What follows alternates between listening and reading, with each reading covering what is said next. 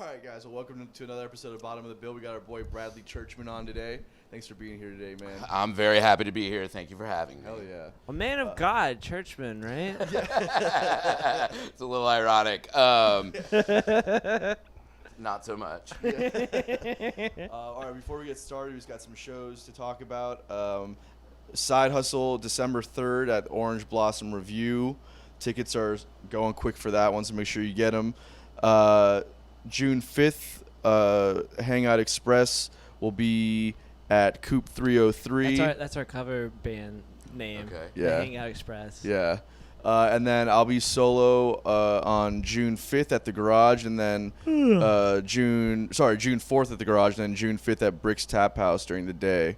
Woohoo. Yeah, so Bill, what you got coming? Well, I mean, your run is going to be over by the time this airs, I think. That's not true. Oh, no, we're airing it Friday now. If we're doing it on Friday, then hopefully you made it down to Dunedin for Greenhouse Lounge's return back to going on tour. Yeah. We've got 2 shows in Dunedin and 1 show at 1904 on Sunday. How's the show going right now? The show? The Dunedin show you guys are playing right now, right? Yeah, but this airs at like what time is this air? We'll probably air like around 8. We're doing great. You do? Actually, we should probably just be warming up. We haven't gotten on. Oh yeah, stage you guys yet. are probably sound checking right now. Yeah, we're just sound checking. Yeah, that's cool. It's going really well. This is weird talking in present tense. Yeah. It's going really great. That's awesome. Happy to hear it. Stupid. You got anything? You guys got anything coming up you want to promote? Not off the top of my head, no. Cool. We've got a little bit in June, a little bit in July. It's still wide open if you're looking to book bands.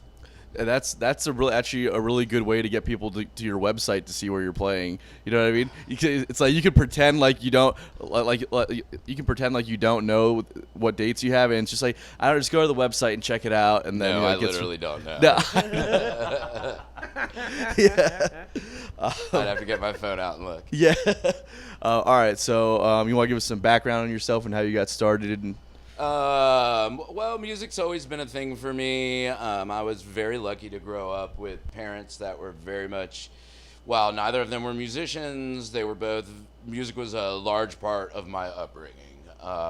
My earliest memories are car trips with the folks. I got raised on good music. I got raised on a lot of Steely Dan. Hell yeah. A lot of Eagles, Fleetwood Mac, the Doobie Brothers. And they were both from, my mom was from the Philly area. My dad was from Jersey. I got a heavy dose of Motown as well. Nice. And they loved music and always made a point to say, well, this is my favorite, or I like this part of the song. Like they communicated about music. They turned it up. So I was very grateful for that. And to this day, some of my most favorite music in the world was played during those car trips. I can't get enough of Steely Dan. You got lucky because my mom raised me. I listened to Madonna most of the time. Ooh. I know every fucking Madonna. I didn't tell. And Kate, she loved the disco. The disco. She was a disco girl. You had a lot of discos in Wilmore, Kentucky. In Lexington, maybe there was. I don't know, but she loved Casey and the Sunshine Band like more than any person on the planet. And they're good. I like Casey. They're an Ohio band, are they not? I don't know that. Is that Okay. true? I don't know. I'm making that up. I figured they were like in California or something like that. A lot of their members are based out of South Florida now. Really? Yeah. All right. Well, because they're old. That's where you retire. That's where. Yeah. Is KC still alive? I don't know. Probably. Right. I would imagine so. They're still touring. Sorry to interrupt, but that's pretty cool that you got all that. I was lucky, yes. Now, neither of them were hippies. They were, working. I had a stay-at-home mom. So I wasn't getting turned on to Santana or the Grateful Dead or anything like that. It was more the mainstream stuff. But sure. At that point, mainstream was real rock and roll. Yeah, it was really good. Yeah. So how old were you when you discovered that you were really passionate about music and wanted to maybe start playing? I was probably 10 or 11 when I really wanted to. I wanted to make music, and it wasn't that I was feeling creative to write music or anything. I just wanted to play what I liked to hear. I for many years collected comic books. Okay.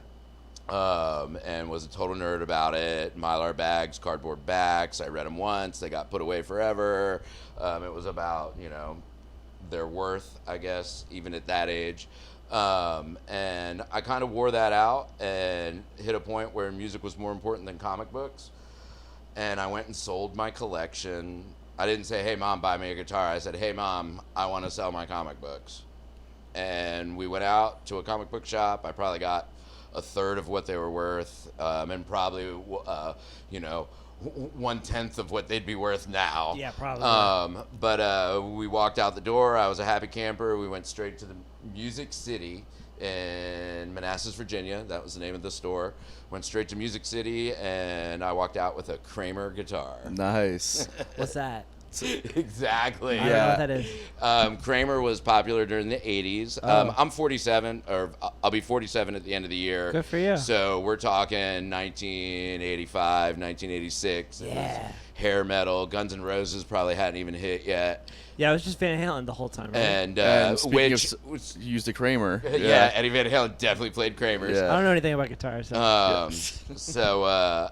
And then at the very same store, I was able to get music lessons there, and it was a really interesting situation I had with my instructor that pretty much paved the way for how I went about learning music for the rest of my life. He had perfect pitch, like literally perfect pitch. Crazy. The first couple of lessons were power chords and cowboy chords, and once we moved past that, he said, well, next week, bring a cassette in. CDs weren't around yet. Bring a cassette in of your favorite song, and I'll show you how to play it. So for 85, that would be Billy Idol. there was some Billy Idol. I was there was wondering. some Motley Crue. There was Oh. some Metallica. There was a lot of metal. That's what I was into at that age. Okay. Yeah. But for probably a good year and a half, I would just bring in a cassette, and he'd show me a song. And it was more about him saying, hey, dude, watch my hands. And that was like where it wasn't about music theory. It wasn't about reading music. It was about playing music you enjoyed to play. Yeah. Which I don't know that I ever would have stuck it out if I'd have had somebody. No, that's the best way to teach any kid. I've always said that. Go me you gotta be fun with it. Well, Yeah. but I mean, take me through those Mel Bay books and, the Mary Had a Little Lamb and the sight reading and all that. I would have bailed pretty quickly. Yeah, exactly. That's how Well, because everybody it's is. because it's Unless like you're in Psycho. it's psycho. It's Right. true. Yeah, When you're I not was- wrong. That's why I had Well- so many students when I was teaching piano. It's because everybody else is like, well, we're gonna do this piano. I'm like, no, we're not gonna. do Yeah, this. well- what do you want to learn, kid? Well, if it's Where's your passion at? Yeah, What do you like to exactly. listen Exactly. to? Let's get you playing like exactly And then because on the way, I'd be like, all right, we'll learn one of your guys, but then we're gonna pepper in some Mozart because you Yeah. gotta learn that too. that. Not on guitar. I didn't have to teach a guitar, but on piano you got to. well, I think that if you're getting involved in something like that because you're passionate about it, it's one thing if the parents are just basically looking for a babysitter that can teach you something productive, right? I do But a if lot you're of that. if you're getting into it because you really want to learn how to do something, it's important to facilitate whatever it is that the kid wants to learn. What do they like to listen to that makes them passionate about it, and then focus on that. Show them the basics. Obviously, I didn't get into music theory till I was like well into playing music, and it I'm helped still me. not really into music theory. Yeah, to I be mean, honest. you don't even really. A lot of people don't need it, and that's fine. For me, I started playing with people that only communicated in that language. So if I didn't learn it, I was completely screwed. So I had to start. Spanish? Exactly. Racism. Yeah. Yeah. So, but I was well into it, and by the time that had come around, it was fun for me to learn because it was helping to explain all these things that I loved about music. It was filling in gaps. Exactly. too. Exactly. Yeah. I got a few gaps I need to fill in for sure. Well, so you started playing, you started taking lessons, and then you weren't like writing right away. Oh, no. I didn't write for years and years and years. I honestly started it was a hobby. I played in my bedroom for myself. Occasionally would be brave enough to show a friend or whatever, but I didn't get my first guitar with the intention of playing on stage at all. It wasn't until I was probably 20 or so and started sneaking into bars, started checking out local Jacksonville live music, I've seen a lot of Glass Camels over the years. Oh man, I love Dave Hendershot so much. I have seen a lot of Glass Camels. I've seen every version of them over the years. And I also met another friend who y'all might know. He's currently playing with Paul Ivy in the Souls of Joy. Souls of Joy, yeah. Thank you. Michael Richardson. Yeah. He had, I'd met him in high school. He moved out to California. He had returned. And he was really trying to be a performing musician. And we had gotten together and played a couple times. And I remember watching local live music, playing a little bit with Michael. I was like, you know what? I think if I work a little harder, I can do this too. And from that point, it was on. It was no longer practicing as a hobby. It was, how do I get good enough to play with other people? Which I thought I got good enough to play with other people, and started playing with other people and realized how deficient I was and that I wasn't ready to play with other people. Which leads us to my first band, Fifth South. We rehearsed in this tiny little shotgun shack for well over a year and were horrible the entire time.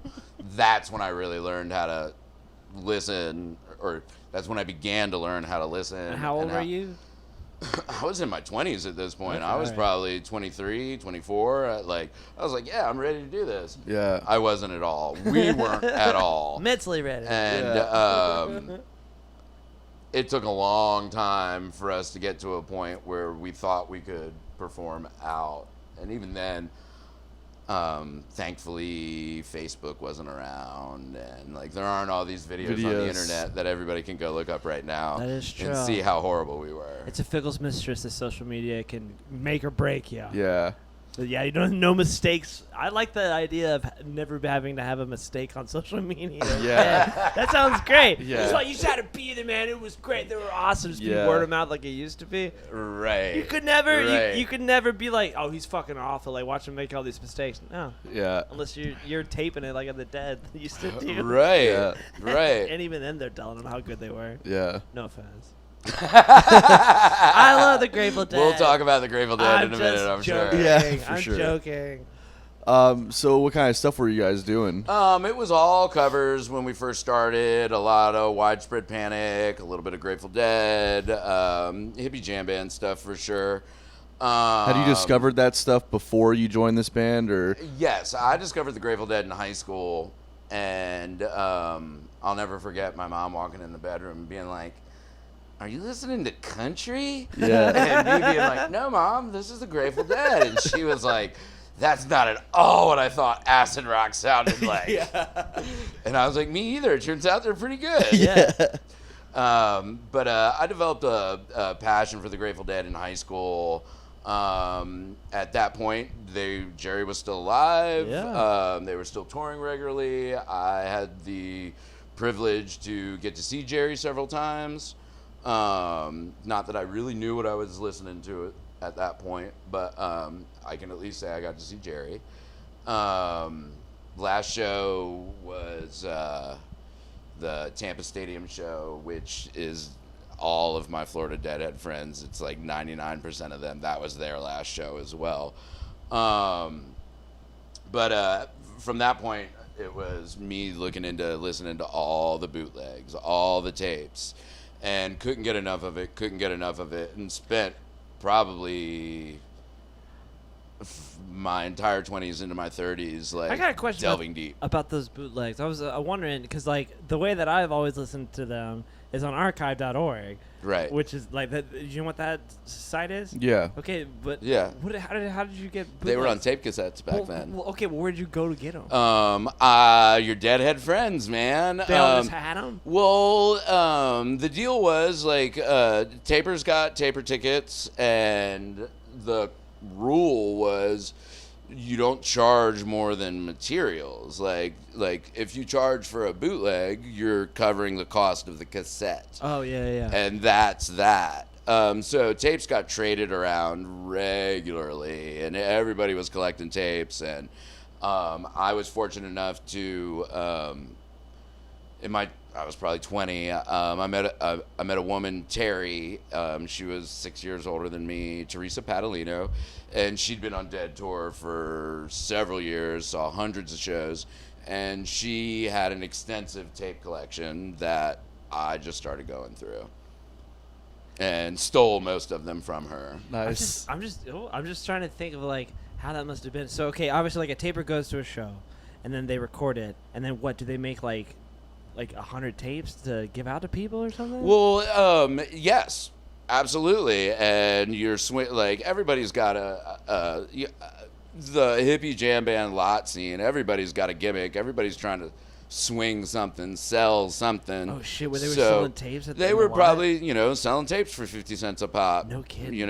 Like the Grateful Dead would have cracked down if people were making money or a living off of it. But the rule was be kind and just try and cover your costs. And people were trying to spread the music for the love of music.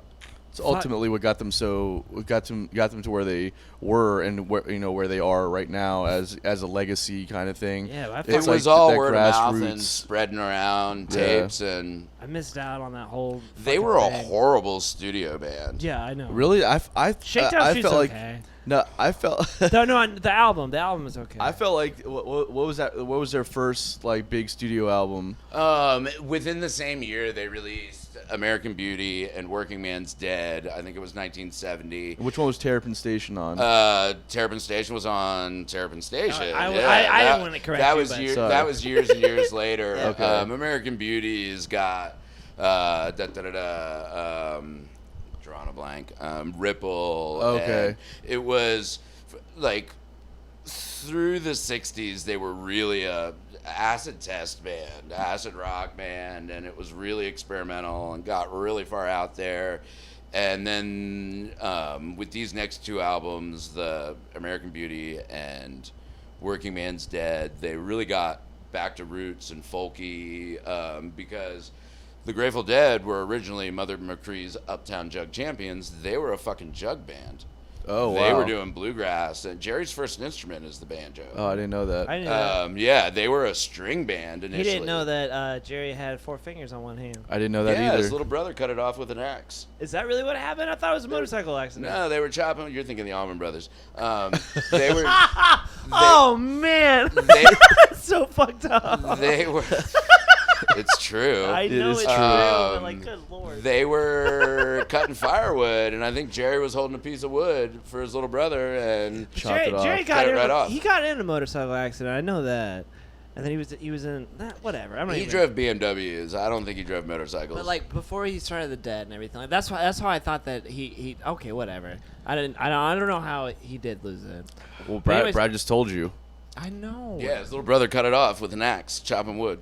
As children, like Jerry grew up without a finger on that hand. I literally just discovered that like a few weeks ago. I had Yeah, no I idea had he was to missing a tell him finger. that. I know, right? How many times have y'all seen that? That's what I tried. Logo I showed- that Yeah. he's missing the finger. Like the white hand of Saruman, but it's Jerry.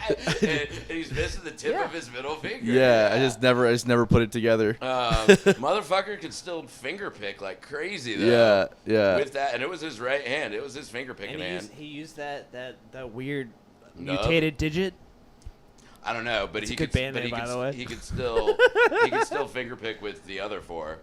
So, okay, sorry, I went off on a big tangent and everything, but with the Grateful Dead and everything like that, I thought it was, I love that they were just like, okay, like this is the way that we're gonna get this jam band, which was a live experience. That's the best. Well, way that to was see their them. that was their thoughts. Their thoughts were like, this concert tonight is a moment in time. Right, yeah. And who owns time?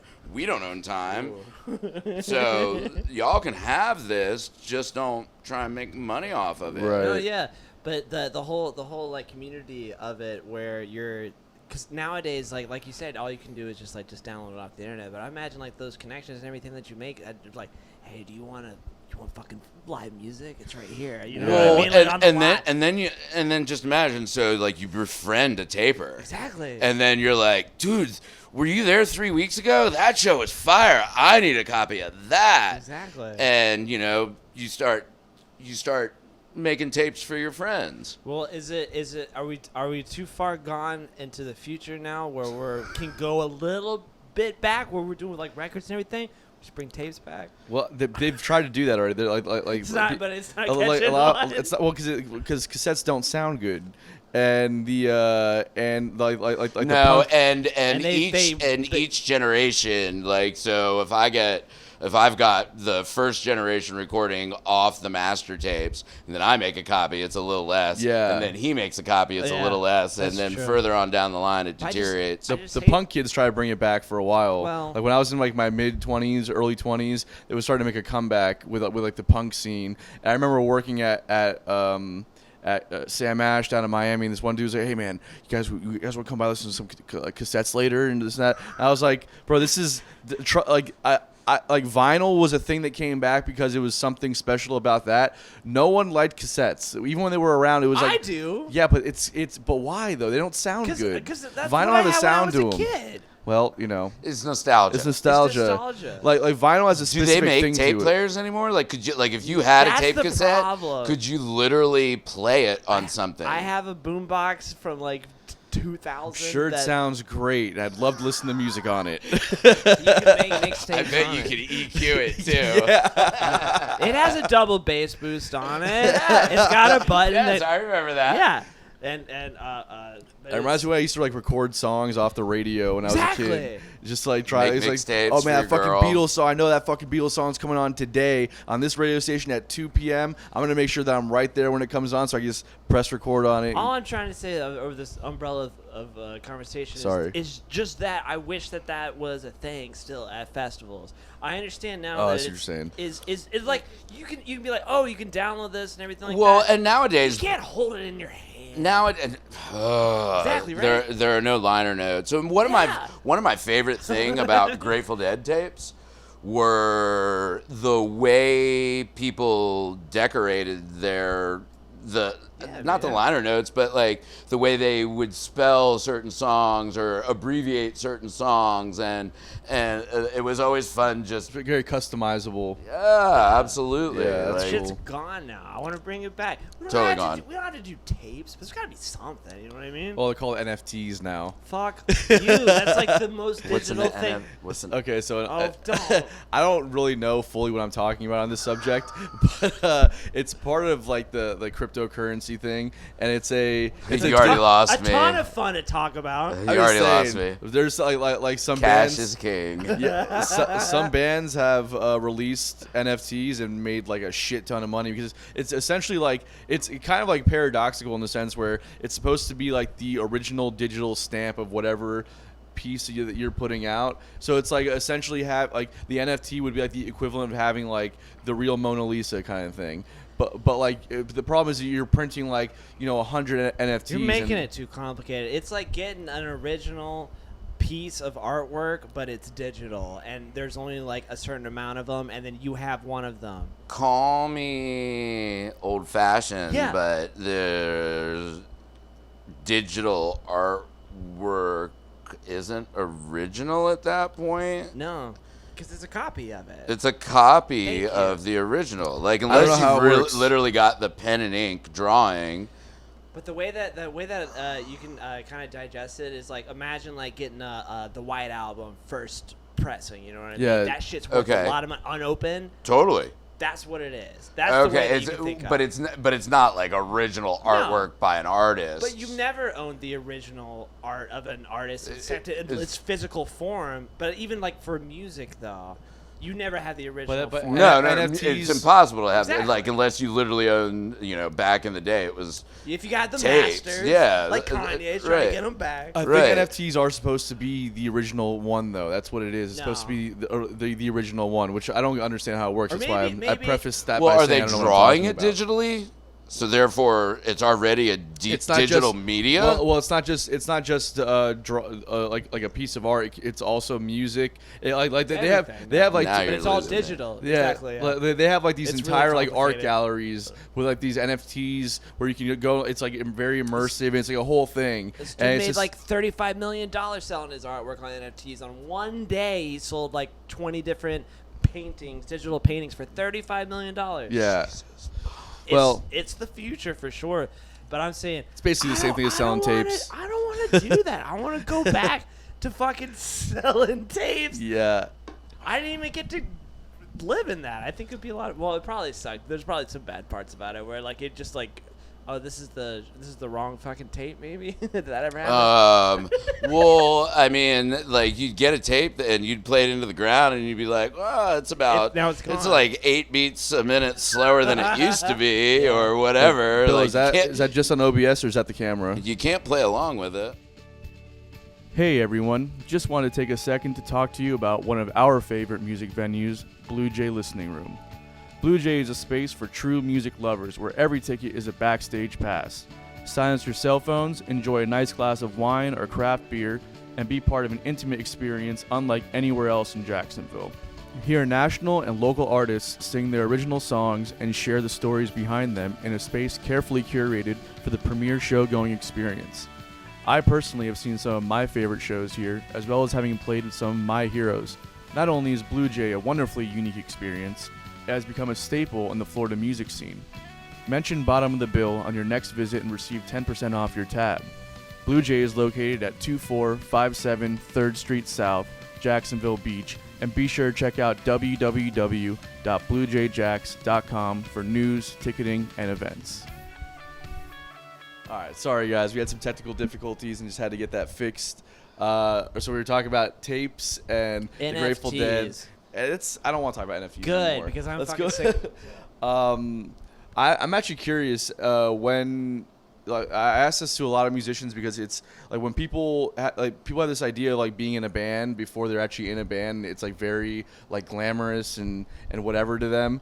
What was it? What did you quickly find out after you joined a band or started a band that became apparent to you that maybe wasn't apparent to you before? Being in a band is like having, if you're in a 5-piece, it's like having 4 fucking girlfriends.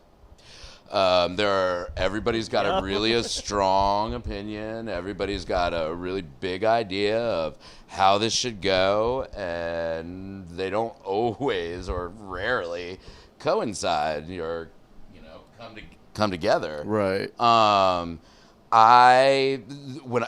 thing that made me first realize that this isn't at all what I thought it was going to be was because I thought we would have a unanimous band name decision. I thought that there would be a moment where a band name would be suggested. We would all look at each other and go, that's the one. It's never happened in my life. Yeah. Why do you think we're called Side Hustle? Never happened in my life. Yeah. There's a lot of push and pull, which just goes down the line with every other thing about the band. There's a lot of push and pull, and you kind of really got to decide to pick your battles. Yeah, totally, like, man. Is this really worth me rocking the boat, or what are the things I have to have, and what are the things I can just let go? Right. Compromise and like what hill you're willing to die on. A tremendous amount of compromise. Yeah, and if it's something I'm gonna die on, I better be prepared to die on. Yeah, for sure. What do you think the worst band name is versus how popular they are? I'll go first. It's the Beatles. Without a doubt, that's the worst, corniest fucking name of all time. It would have been fine if they'd have spelled it appropriately. No, it's gotta have a pun in it and everything. For me, the worst band names always bring up what it is that the band does. If you're funky, I don't want to see funk in the name of your band. You gotta have it if you're a funk band. That's like About 101 funk. I feel you though. I get what feel you're like saying. if you have to describe musically and like literally by genre what you're doing in your band name, you might be doing it wrong. I feel agree. like if you're a jam band, you have to have a name of a food as part of your band name. Without a doubt, every single fucking jam band, at least 50% of them. Have y'all ever seen the mockumentary? Oh, the Electric Apricot? Apricot? Yes, the Quest for Fester. I've been telling you to watch Let's this watch forever. it. Festeroo. Quest for Fester. Les Claypool So funny. fucking nailed the jam band scene in that movie. You only If you record your haven't first seen it- record I haven't once. seen it You yet, only no. record your first album once. You He spends 4 hours in the recording studio tuning his drums. Yeah. Festeroo. Yeah, electric apricot, absolutely. Strawberry alarm clock. I forgot about that. Yeah, it's gotta have a fucking Yeah. food name in it. Yeah, I remember you telling me about that one a while ago. I have not checked it out It's yet. I have it's to watch funny, it. but it's only funny if you're a musician. If I try to In a jam band. Yeah, If and you're a especially, musician yeah. in a jam band, Yeah. it's really funny. Yeah. But that shit is one of the funniest things ever. And it's like right at the height of it, like with Fish and everything like that in the 90s and everything. Yeah. and Oh yeah, like Bonnaroo was only 3 or 4 years Yeah. deep at that point. Like Bonnaroo hadn't gone mainstream yet. Yeah. But the God, what's his fucking name? The guitarist from Panic is in it at the Jimmy very end. Herring. Jimmy Herring's in it at the end. Sorry, I couldn't think of it. Oh, I forgot that. It's Yeah, been a he's long in time it, since I've seen and it. the guitarist is just so in like all of them. He's like, "Yo, you can fuck my girlfriend if you want." And then he just runs into the forest because he felt so embarrassed. And then they find him 2 days later. Then he makes a set and it all comes together. You've got to watch it. In my opinion, it's better than Spinal Tap. Really? Yeah. Okay. Just being in a jam band for so long, it's way better. Yeah. Well, if we're talking mockumentaries for a second, there's another one about like the whole folk rock scene from Yeah. the 70s, The Life and Hard Times of Guy Terrifico. I haven't heard of that I at feel like all. I've heard of that one before. It is brilliant. It's loosely based, like, this guy's kind of a Graham Parsons sort of, like, is he dead? Where's his body? We're not quite sure sort of thing, like the whole mystery with Graham Yeah. Parsons and the whole bit. But it brings in a tremendous amount of real Levon Helms in it. Nice. There's a tremendous amount of actual musicians who are playing the part for a minute and talking about, well, I remember this one time guy, like, he was a derelict, drug addict, drunk, this, that, the other, won the lottery, and bought a honky-tonk and a honky-tonk band. It's brilliant, and the lead character, Guy Terrifico, is portrayed by a gentleman by the name of Matt Murphy, not to be confused with Saturday Night Live Matt Murphy. He's a fantastic songwriter. The soundtrack is on regular rotation. When did this come out? Yeah, that's what I was gonna ask. God, too. this was 90s. 90s? Oh, so it was Yeah. after Spinal Tap was first. Was though, it the right? same crew of people that did like Best in Show and all that? 'Cause I feel like I've seen. No. Okay. No, but I know what you're talking about. Okay. No, The Life and Hard Times of Guy Terrifico. I think you can find it on YouTube in like 3 parts. Okay, I see. I'll have to check that out too. I Uh, love mockumentaries, especially about music. It's I've just got so the fucking soundtrack funny. on my phone if you You want to do? hear it. It's brilliant. I'll watch that one for sure, but you gotta fucking watch Electric Apricot. Yes. Yeah. Yes, You have to. especially. Yeah, I will. Like right before you go to your next festival. Yeah. Right? Yeah, I got. Yeah, Like I got- as a band. Yeah. Yeah, as a band, we all sit Yeah. down and watch it together. Yeah. Yeah. I haven't found anybody that's seen that fucking movie besides you. I've talked to like everybody. It's like, you see this, right? They're like, no. Like not even the Primus heads have seen it. Well, it's like, it's another one that's like it's just really only on YouTube, right? You can't really find it anywhere else. It was on Netflix like back in like 2010, and I watched it on there. We still had to order it to your house. No, that was during the streaming process. when they delivered the DVD to your Yeah. house and you had to mail it back. That's Yeah. the other thing I missed too is fucking Blockbuster. but Okay, whatever. look, I watched that new thing on Netflix about it. I've just gotta say, Oh, I stopped watching that. That was a bad documentary. no, it was a good documentary, but it's just like who gives a fuck about who cares? I do. It's nostalgia. It's nostalgia. I had many memberships to Blockbuster Yeah. growing up.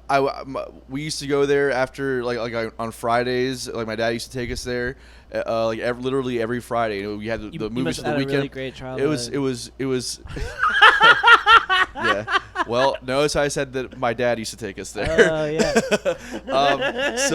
But it was like. And it was amazing. Like you go there and you get your candy, you get your video games or your movies, and it was candy too? amazing.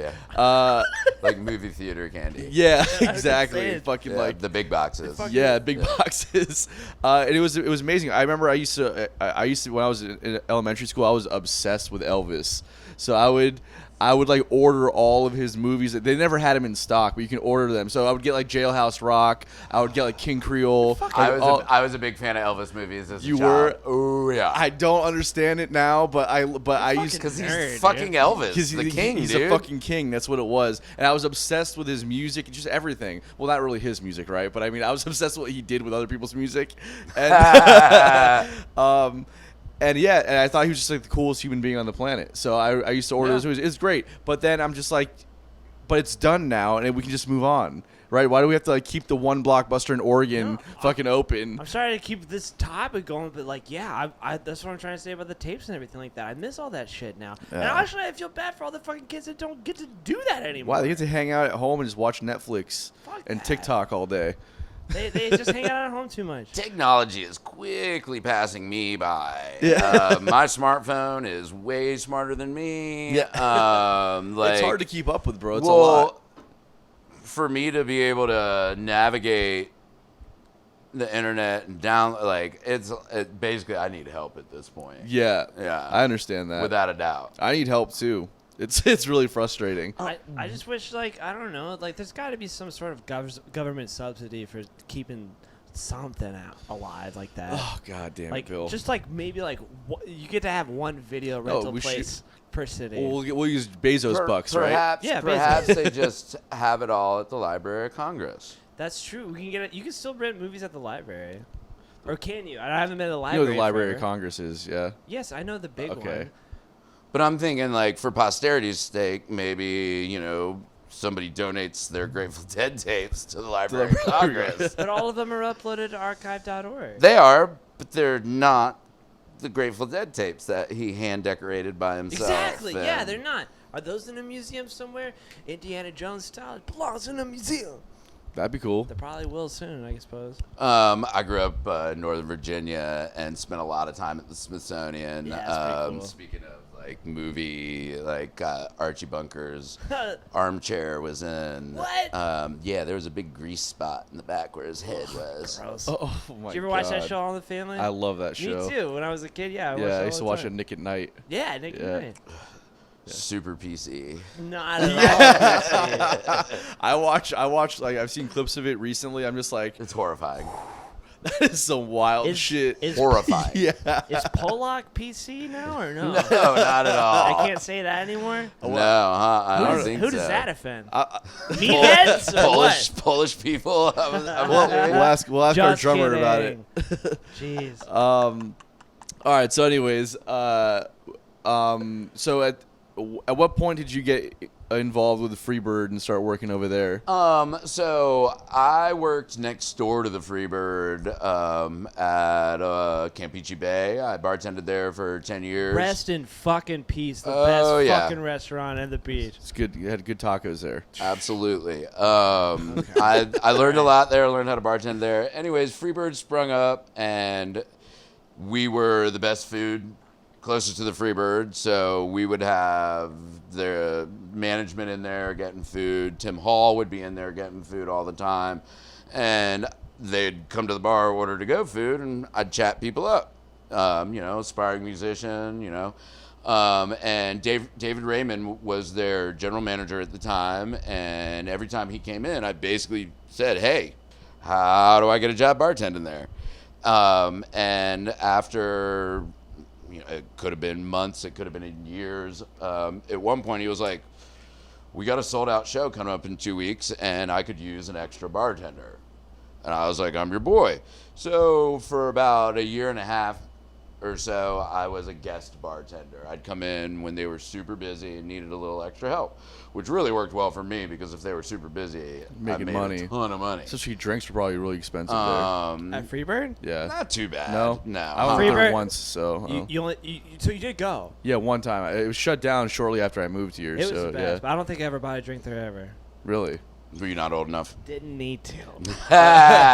Nice. You and a whole lot of other people. It's a great place, though. But after about a year and a half of guest bartending, Dave Raymond ended up,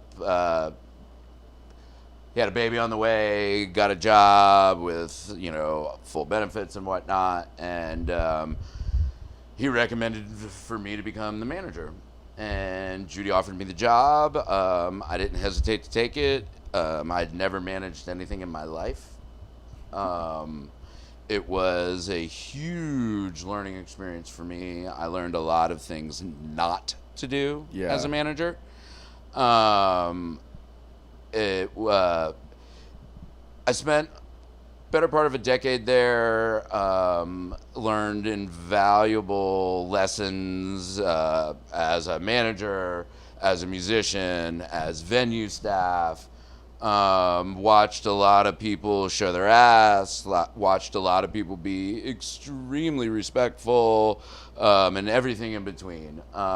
It was the most unique job I will ever have. I don't see myself having something like that. Like, that's a once-in-a-lifetime situation. What were your responsibilities there? Just, I mean, I'm sure it varied. But I was anything and everything, you name it. I was first in, last out every night. I was there before the band got there. I was there after the band left. I had to make sure that we had enough beer, that we had enough liquor, that we had clean bathrooms, that we had clean band towels. I would often get sent to run for stuff off band's riders. I'd be at the store, at the liquor store, whatever. Down to just shaking hands, kissing babies, working the box office.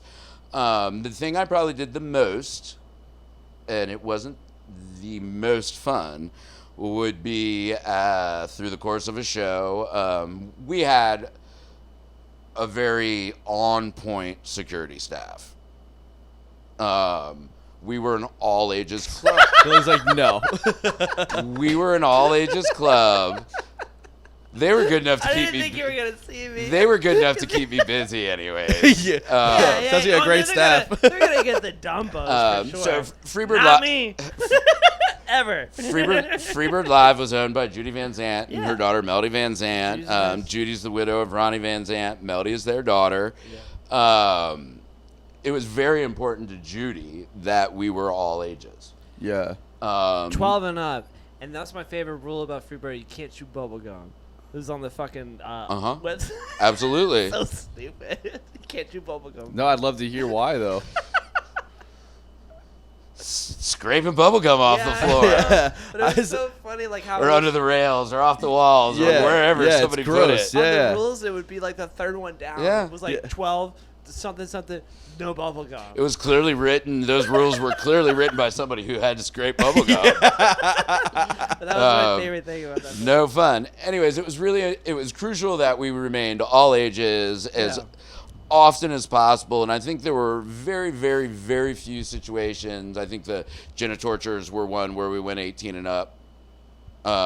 They do like body piercing on stage while they're performing. Good It was as an adult show is we pretty much did there, but it was important to Judy that we were all ages, that the teenagers got a chance to see live music, which created a lot of headaches. There was a tremendous amount of underage drinking. We had a full liquor bar. But the majority of my job was during the course of a show, as people got thrown out for this, that, the other, mostly underage drinking. Inevitably, they would deny that they did anything wrong and ask to speak to a manager. So I spent a lot of time out front telling people, sorry about your luck. You can come back tomorrow. You just can't come back tonight. I had a lot of friends that had to talk to you. I got called every name in the book. But I never got it caught. I got called a dirtbag. Pretty bad. I had people threaten to sue me on the regular. People threatened to sue the Freebird on the regular. And it got to the point where, as I hardened my heart to the sob stories over the years, it got to the point where as soon as somebody brought up a lawyer, I'd be like, well, my name is Bradley Churchman. That's Churchman. Make sure your lawyer gets my name right. Yeah. Have a good night. And then when I finally got business cards, I would be like, here's my card. Yeah. Make sure you get that to your lawyer. Yeah. I never personally got sued once. Yeah. What do you get sued for in that situation? Well, all sales were final. I mean, the majority of the time they were like, okay, I can't come back in, but can I have my money back? Oh, I see. Okay. All sales are final. Yeah. I'm getting a lawyer. I didn't go to knock yourself out. Yeah, and they probably that's probably written on like All when sales they get- final. yeah, exactly. That's wild, man. It was definitely the most interesting job I've ever had, and we did everything musically. We did a lot of hippie jam bands. We did a lot of white boy reggae, but we did all kinds of hip hop. We did country. I did countless shows where the only adults were parents, and there were 600 15-year-old girls in there. Yep. What was the capacity of that place? 650, right? 690, 690. technically, we'd sell 700 That was tickets. one of my Yeah. first shows. I think I was 15 years old. And I went to go see the Hot Heat. Nice. Oh, yeah. And you remember that one? I remember the name. Remember yeah. the name? Yeah, and I was like 15 years old at that show. There were nights where I had 4 parents at the bar having drinks, and 600 16-year-old girls, and their shriek was louder than the band. Oh my Absolutely. God. Their collective shriek was louder than the band. Yeah. We did a lot of DJ EDM, those were always I was always more worried about those shows than anything else, in just the disco drugs and dehydration. And my bar staff were all long-timers there. In fact, a lot of them were there longer than I was. Nobody wanted to give out free waters, and I can't really blame anybody for that. It takes time to give out free waters. It makes you zero money. So I could be selling cocktails and making money, or I could be pouring free waters. I always required any EDM show that free waters got given out everywhere. Only in that, if you're dehydrated and overdose in my club, I might not have a job tomorrow. So everybody's giving out free waters. Yeah. There were a lot of considerations depending on who it was. It was different every night. It's against that the was law. kind of the beauty of it. It's against the law too, right? Not to give out the water if people are requesting free water. I mean, If I'd have known that back then, I might have said something about it. I didn't know that. So a friend of mine, he went to he actually went to bartending school and did this whole thing, and he got on his fucking high horse for a long time about all the shit that he was learning on the back end of it. And we were at a bar one night. I was one of those people that needed the free water because I had partaken in some stuff. And I asked for a glass of water, and the lady's like, well, we don't do that here. And my friend literally gets in her face, is like, no. You have to give my friend water because it's fucking illegal if you don't. I will get the cops here right now. And made a fucking scene. She rolls her eyes and gives me the water. And I was like, okay, I didn't know that was a thing, but I guess if someone asked for free water, you have to give it to them. Well, you're teaching me new things. Now, I bartend a lot when I'm not playing music. I always give everybody free water. Yeah. I was never the one saying no free water. But when I knew it was a show that there were going to be a lot of drugs going on, I gurneyed out. I had the EMTs inside the Freebird gurneying out a 16-year-old girl before the show ever even started. it's not a good look. Not a good look at all. However, Was that at the Skrillex show? Skrillex played it for you, Barry. Oh, really? Before he got super famous. Well, I remember that show. What was that they got like? super famous, but we already had them booked. Yeah, like that's it what was happened. like, Yeah, that's right. like everybody was That's like, right, "How did you get Skrillex?" Well, we booked him 6 months ago, Yeah. and he hit 3 months ago. Yeah. But I had to call the MTs. This girl was blacked out, seizure, I don't know. Anyways, non-responsive. Had this 16-year-old girl gurneyed out. Her 2 friends were like, I don't know what's wrong with her. This has never happened. She didn't do any drugs, this, that, the other. Like, I waited for her parents to show up and talked to her parents personally, and my message was her friends are lying and they're not being very good friends right now, and your daughter's on ecstasy or some equivalent. Oh my God. So good luck with that. So your job basically was crowd control, it seems like? Or customer- It was. I would customer love. Yeah, I'd service. love another beer. Customer service department. it sounds like. Yeah. That was a lot. I answered the phones a lot. But I was also there anytime a repairman had to be there. Anytime, like I was the jack of all trades, master Yeah. of none. Yeah. I always remember when I ever played there, you would always be the guy. Like you were behind the mixing board too, at least for the monitors. I would hang out there. I wasn't exactly doing monitors or doing sound, but I would plant myself.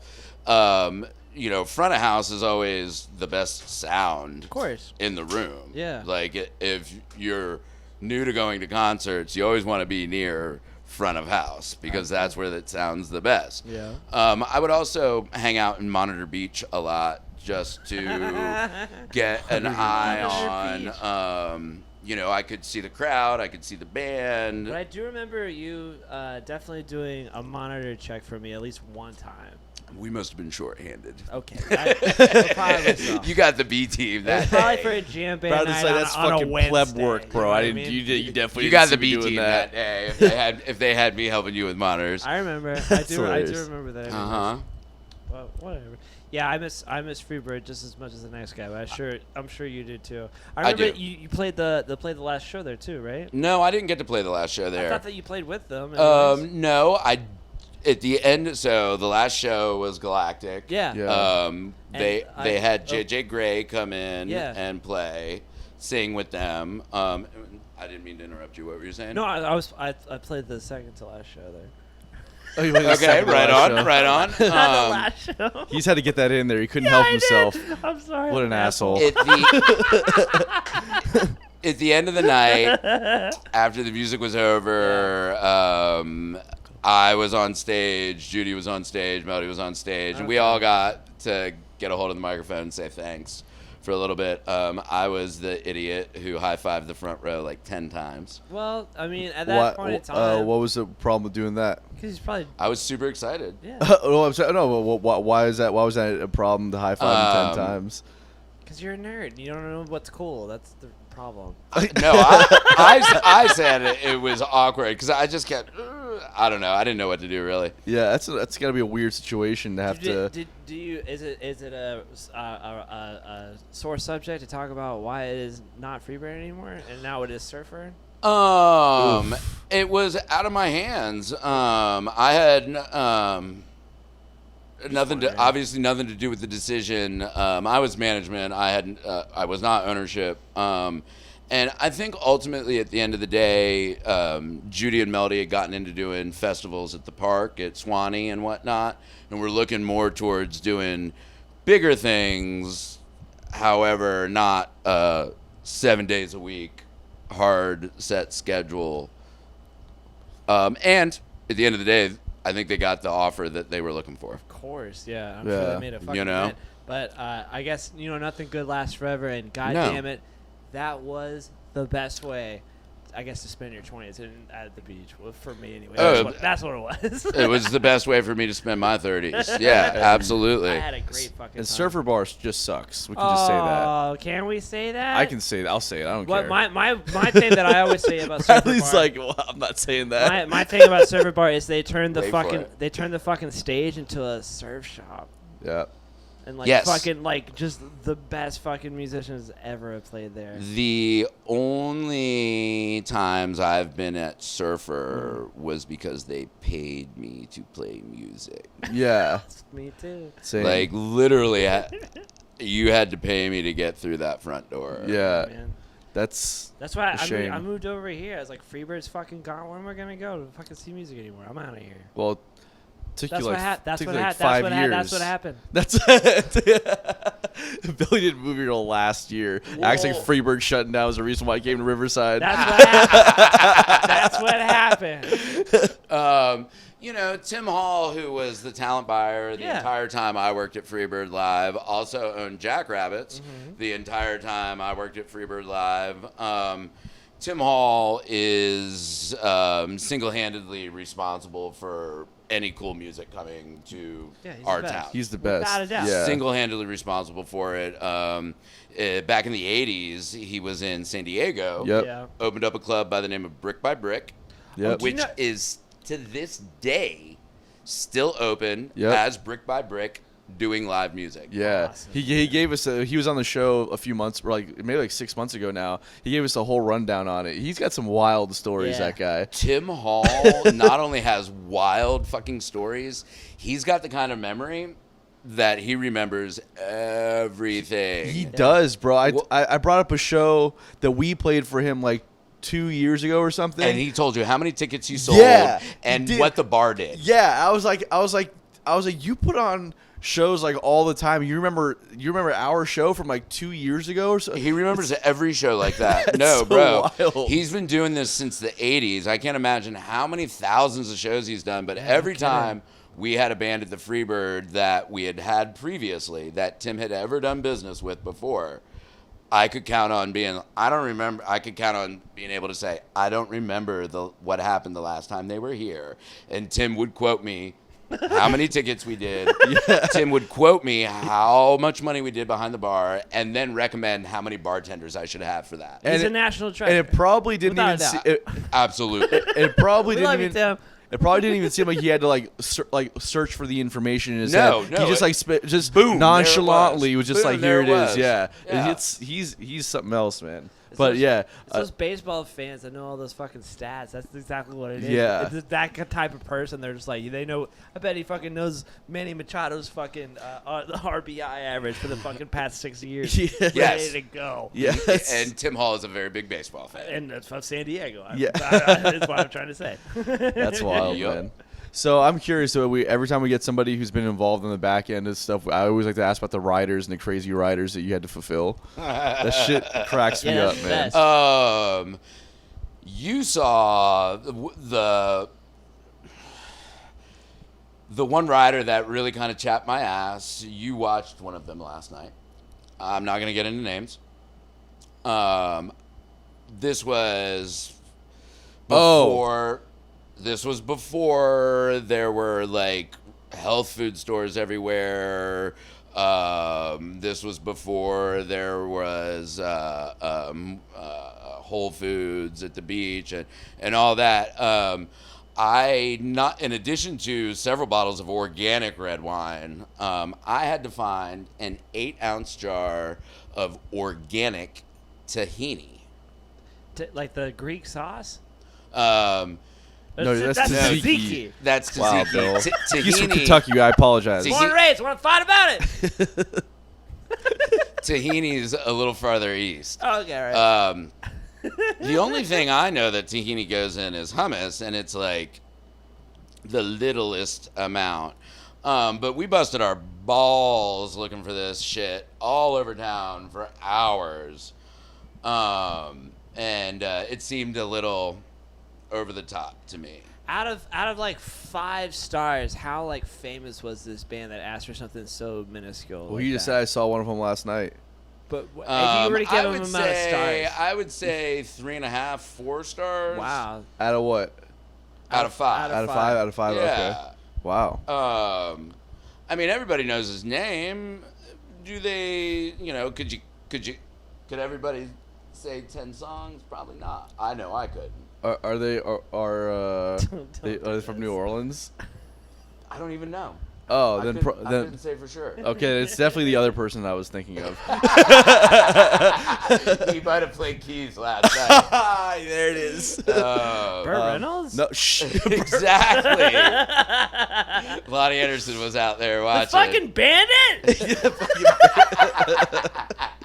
Smoke me on your tail, man. Funny story. The very same day, I had been running around looking for the tahini. One of the things that Judy liked to do at the Freebird was when there were bigger bands come through, we would provide lunch for the crew. That's nice. We were already shopping for the band's rider, but we would provide lunch for the crew. And a lot of times we'd end up at Surfside at the beach. Mm-hmm. Great Philly cheesesteaks in addition to all the seafood. They worked with us really well. They would individualize each order, write everybody's name on it, make it really, really easy. Anyways, very same day, I went and picked up a very large order, brought it back to the Freebird, and I realized I'd forgotten Judy's sweet tea. Can't do that. Nope. Turned around, went right back. got her sweet tea, brought it back, came back, and I'm looking for my Philly cheesesteak. Can't find it anywhere. And lo and behold, bass player from the band's at the end of the bar, after they asked for all this fucking organic vegetarian shit, eating my processed American cheese Philly cheesesteak that clearly had my name written on it. Oh my God. I've had issues for a long time over that. Really? Would you say something to him? No, I let it ride, but I've told the story a lot. Yeah. Wait, that was the same band that ordered the Tahiti? Yeah. Oh. Which is why I was that upset. I was like, y'all are really concerned about your diet. He ate my American until you cheese. eat my processed American cheese Philly cheesesteak, Yeah. and I'm starving, dude. That's like, have you ever seen Man on the Moon before with Jim Carrey? Yeah. I have Or, not. you should see it, but like the guy comes out, his like person that he's trying to Andy Kaufman. Andy Yeah. Kaufman, but he has like a character. Oh, okay. The other character that he plays. He had Yeah. many characters. Right, Yes. but the one that was like a lounge singer in Vegas, you know what Oh, I mean? yeah, Like, yeah. I Right. can't think of his name right now. Yeah, I can't think of it either. But anyways, he would go like this. He'd be like, somebody would come on stage and be like, we need everybody to put out their cigarettes. I think his name's Tony, actually. And it's like Tony Hinchcliffe, I think. Yeah, Oh, that's yeah, what it Tony is. Hinchcliffe. Tony Hinchcliffe. And so it's like, Tony Hinchcliffe cannot stand cigarette smoking at all. Everybody put out your cigarettes, and then make them put out the cigarettes. And then you come out here just fucking smoking. Yeah. Exactly. Exactly like that. Yeah. But Yep. he Hinchcliffed you. Yeah, totally. Is that, are you coining that term now? Totally. I don't think I came out with it. But Yeah. I mean, if you want to give it to me. Man, that's such a sad thing though, to have to like confront that situation. I with let it people go, that- dude. I went across the street and got some shitty pizza. But from where? I don't even remember the name of the place anymore. But, you know, you got to pick and choose your battles, and I certainly wasn't going to be a dick to the talent, Yeah. whether or not he was being a dick to me. That's it's just sad to have to like to see somebody that you respect on that level. I mean, I don't know where your level of respect for him was before, but that dude to me is like one of the greatest. And I'm just like, man, it What? sucks to have to. I like greatest. I thought you meant greatest for doing what he did. No, not at all. That's a terrible thing to do. That's what I'm saying. One of the lessons I learned quickly was that unless the talent wanted to talk to me, I made zero attempt to talk to the talent. Like, Is that a typical thing you'll having been on that side of it when you played other places? Is that something that you usually see, or do you usually see that you have to speak to the GM right away or a manager right away?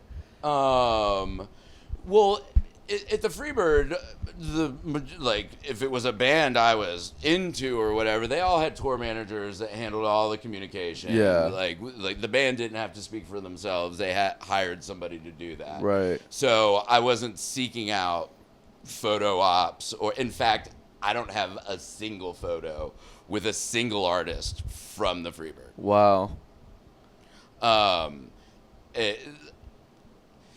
Heaven forbid you find out that the guy whose music you hold in high esteem isn't somebody you'd personally hold in high esteem. Never met your heroes. Everybody knows that.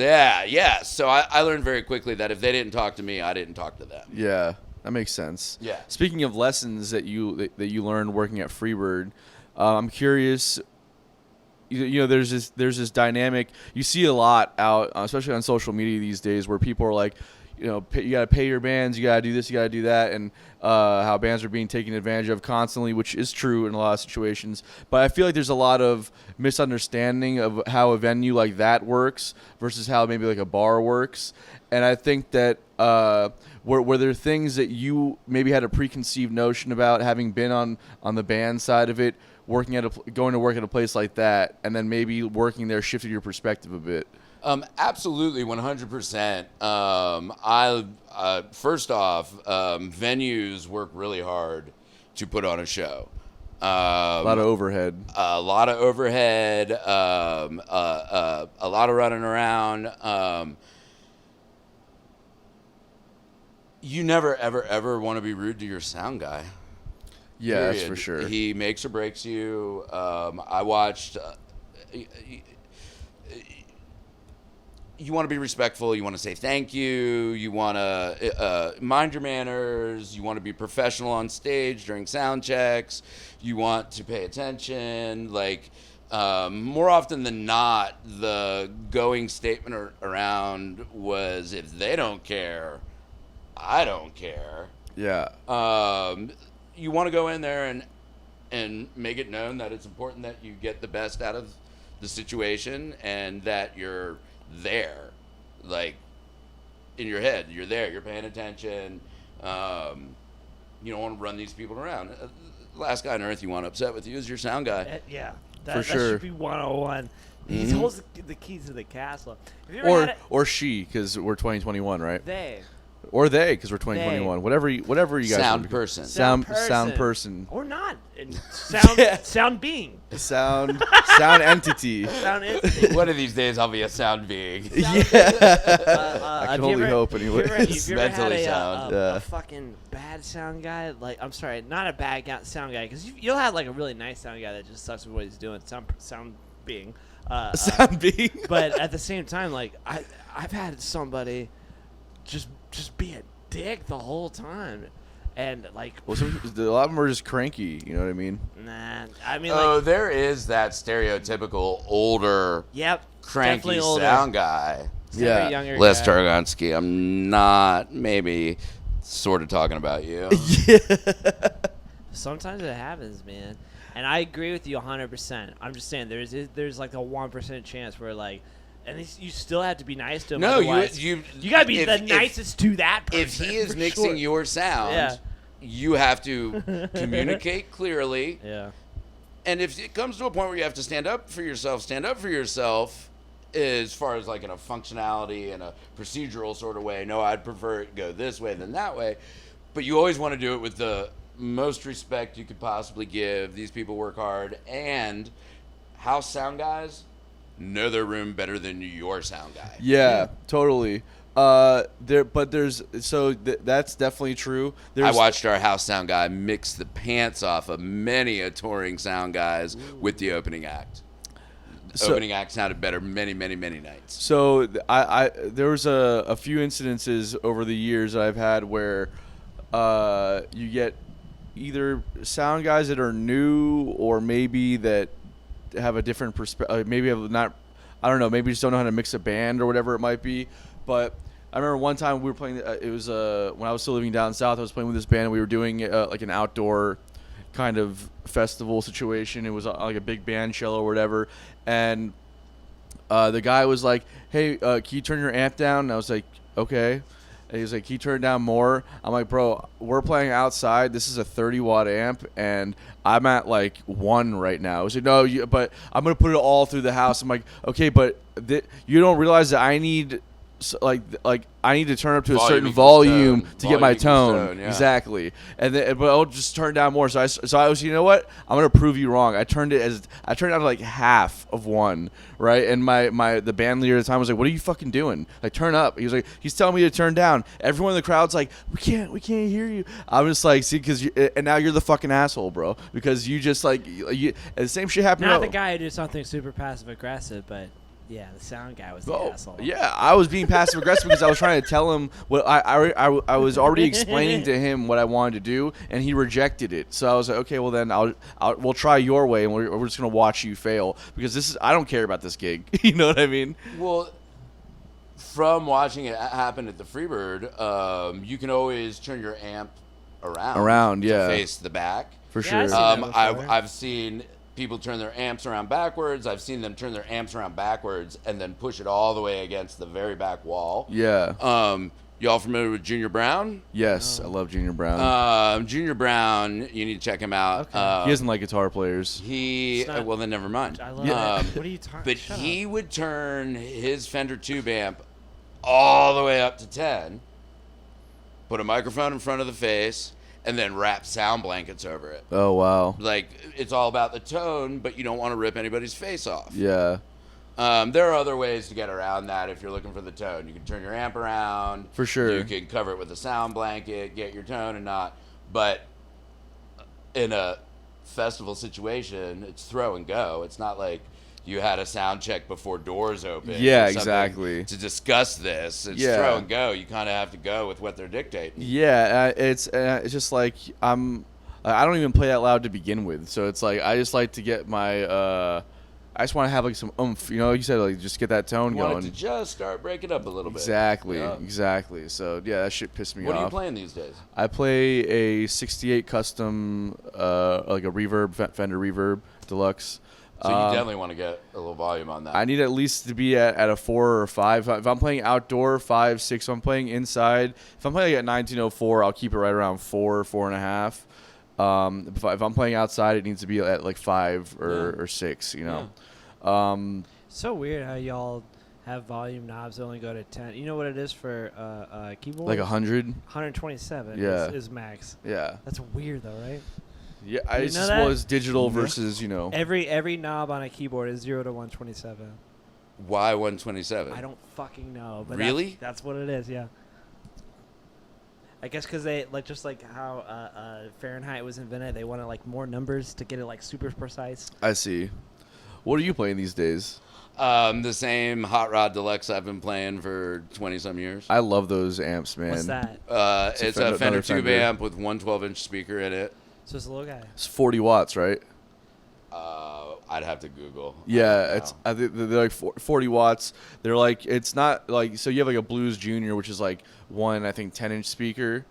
And then you have, which is like 15 watts. And you have what I have, which is the Blues Deluxe, the Deluxe Reverb, which is like 112, but it's only like 22 watts. And then you have like the Hot Rod Deluxe, which is 40 watts, 112. And then so you've it's got the Hot bigger. Rod DeVille, DeVille, which is 410s. 410s. Yep. Yeah. And then so and then which is like I think 50 watts or something like that. But and it then looks the same as yours? no, his is more square. Mine's more of a rectangle. Oh, but it's black and has a grade. But his What? and Exactly. his, It Okay. looks but like every So it's other. the also same.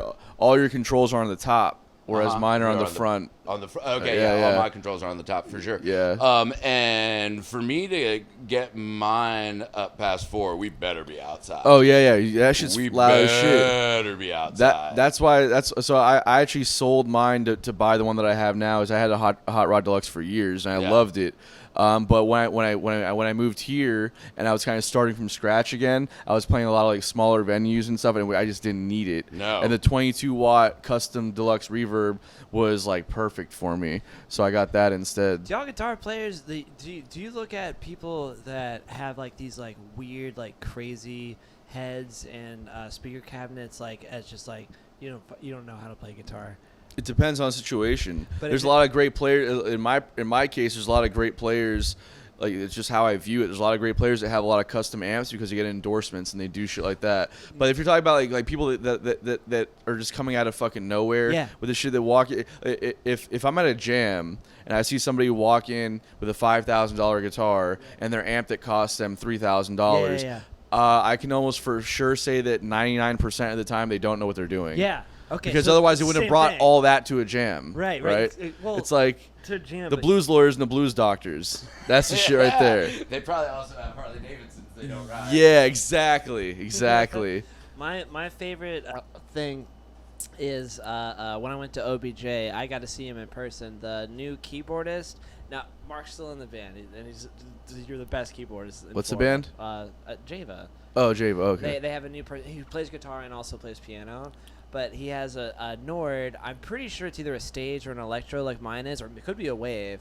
But it's the biggest fucking inside joke, and nobody else. I would said this joke like 100 times to people, and nobody got it. But he got a fucking Casio bumper sticker and just put it over the Nord. That's- and that's so fucking funny. That's awesome. But most people are just like, Well, because Casio is supposed to be like a shitty brand, right? it's not shitty. It's just the cheapest. Yeah. And Casio, I mean, just like Yamaha, and I'm not talking shit about Yamaha by any means, but like they make watches and motorcycles Yeah, and like yeah. all this other stuff. Yeah. So but then Yamaha also makes like the best like grand pianos in the world. They so. make they used to make really nice guitars too. They're kind of Yeah, they did. they're kind of back on the come up with that, but for a long time they're Casio. Casio. Yeah. Casio's like what you would be playing. There's no like $3,000 Casios in the Oh, there's, size. I would have. I Which would is have what known he that. was playing on, but it was God. That kind of kid's whatever your name is. You're fucking genius for doing that. Yeah, man. I feel what you're saying though about like the gear like that. Yeah.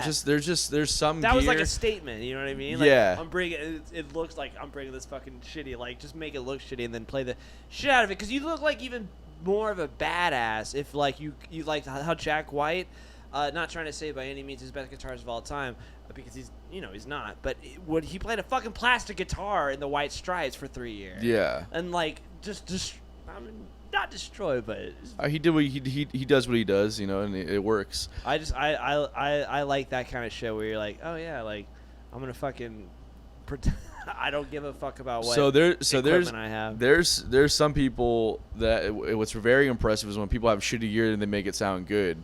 And I've seen guys like when I worked at Guitar Center, this one dude walks in and he picks up like this old like Squier acoustic guitar, which Squier is like the bottom of the barrel, okay, as far as like, especially Why did you have to say, what about bottom of the bill? You could have brought it all home. Squire's at the bottom of the bill, but that wouldn't be true though, because that's like the most popular like off-brand brand that you can get. Wait, doesn't Fender make that? Yeah, that's what I'm saying. Oh, okay. It's like a Gibson Epiphone.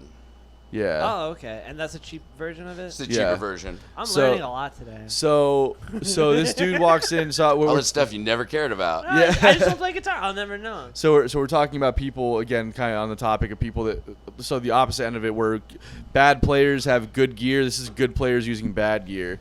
And this dude walks in when I was working at Sam Ash. He picks up a Squier acoustic guitar. This is like the guitar that comes with the starter acoustic packs with like the gig bag and the stand. Strap. It comes with a strap. Yeah. These are like, these guitars are, I mean, like a step above, like, I don't know, fucking particle board. You know what I mean? They're almost unplayable. Yeah, totally. Like action like that. Yeah. Almost unplayable. This dude plugs it into a line, like a line 6, like a Spider line 6, and puts on the clean channel and just starts fucking around like these really cool, like kind of Delta blues kind of licks. And I was like,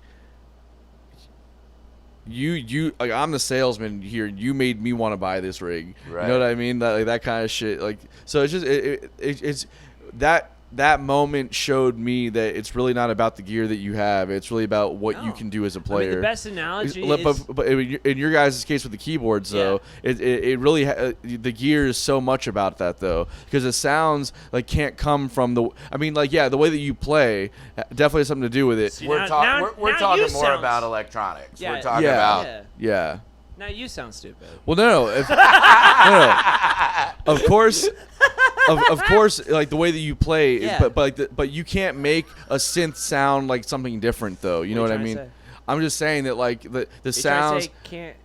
Oh, okay, be done. Yeah. Don't tell me it can't be done. Yeah. Well, you're definitely you're definitely not gonna be able to do it though, right? I'm also pretty sure you've definitely got a Nord in your rig. Of course I do. Well, of course I do. Yeah, that's what I'm saying. We're both like, of course we have Fender tube amps. Yeah, exactly. Yeah. Oh, because it's okay. Yeah. No, for sure. I mean, but yeah, I feel like the bottom line of keyboards, there's way more shitty keyboards than there are shitty guitars.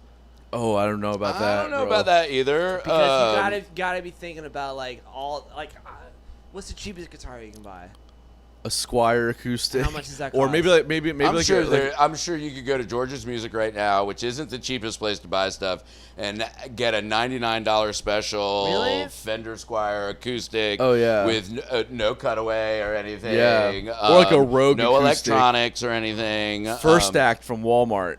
Yeah. That shit. Yeah. Sam's Club has their own version of it. Yeah. Yeah. I think that's what I got out like there. Like $50 type shit. Yeah. I'm just trying to say, like those keyboards and everything like that. They're not meant to make sounds on. But let me rephrase. They're only gonna do those sounds that come with it. Let me rephrase my statement. Can you make that sound good, or can an amazing player make those things outside of playing cool shit? Can they actually make it sound good? No. That's what I'm trying to say. Is that like this dude made a shitty guitar through a shitty amp sound good. Yeah, that's pretty crazy, because like they for the past 10 years they've been selling that keyboard cat with the smiley face, the Cheshire cat that you can buy. It's only still $25. Yeah. You can't make that sound good. Yeah. And I don't care how good you are at piano. That's a fucking polyphonic instrument that maybe gets you 4 notes at a time. Yeah. You got 10 fingers. You're not playing fucking Rachmaninoff on a fucking keyboard. Yeah. That was my only point. Yeah. All I'm trying to say is like. So now you sound stupid again, right? No, you're so stupid.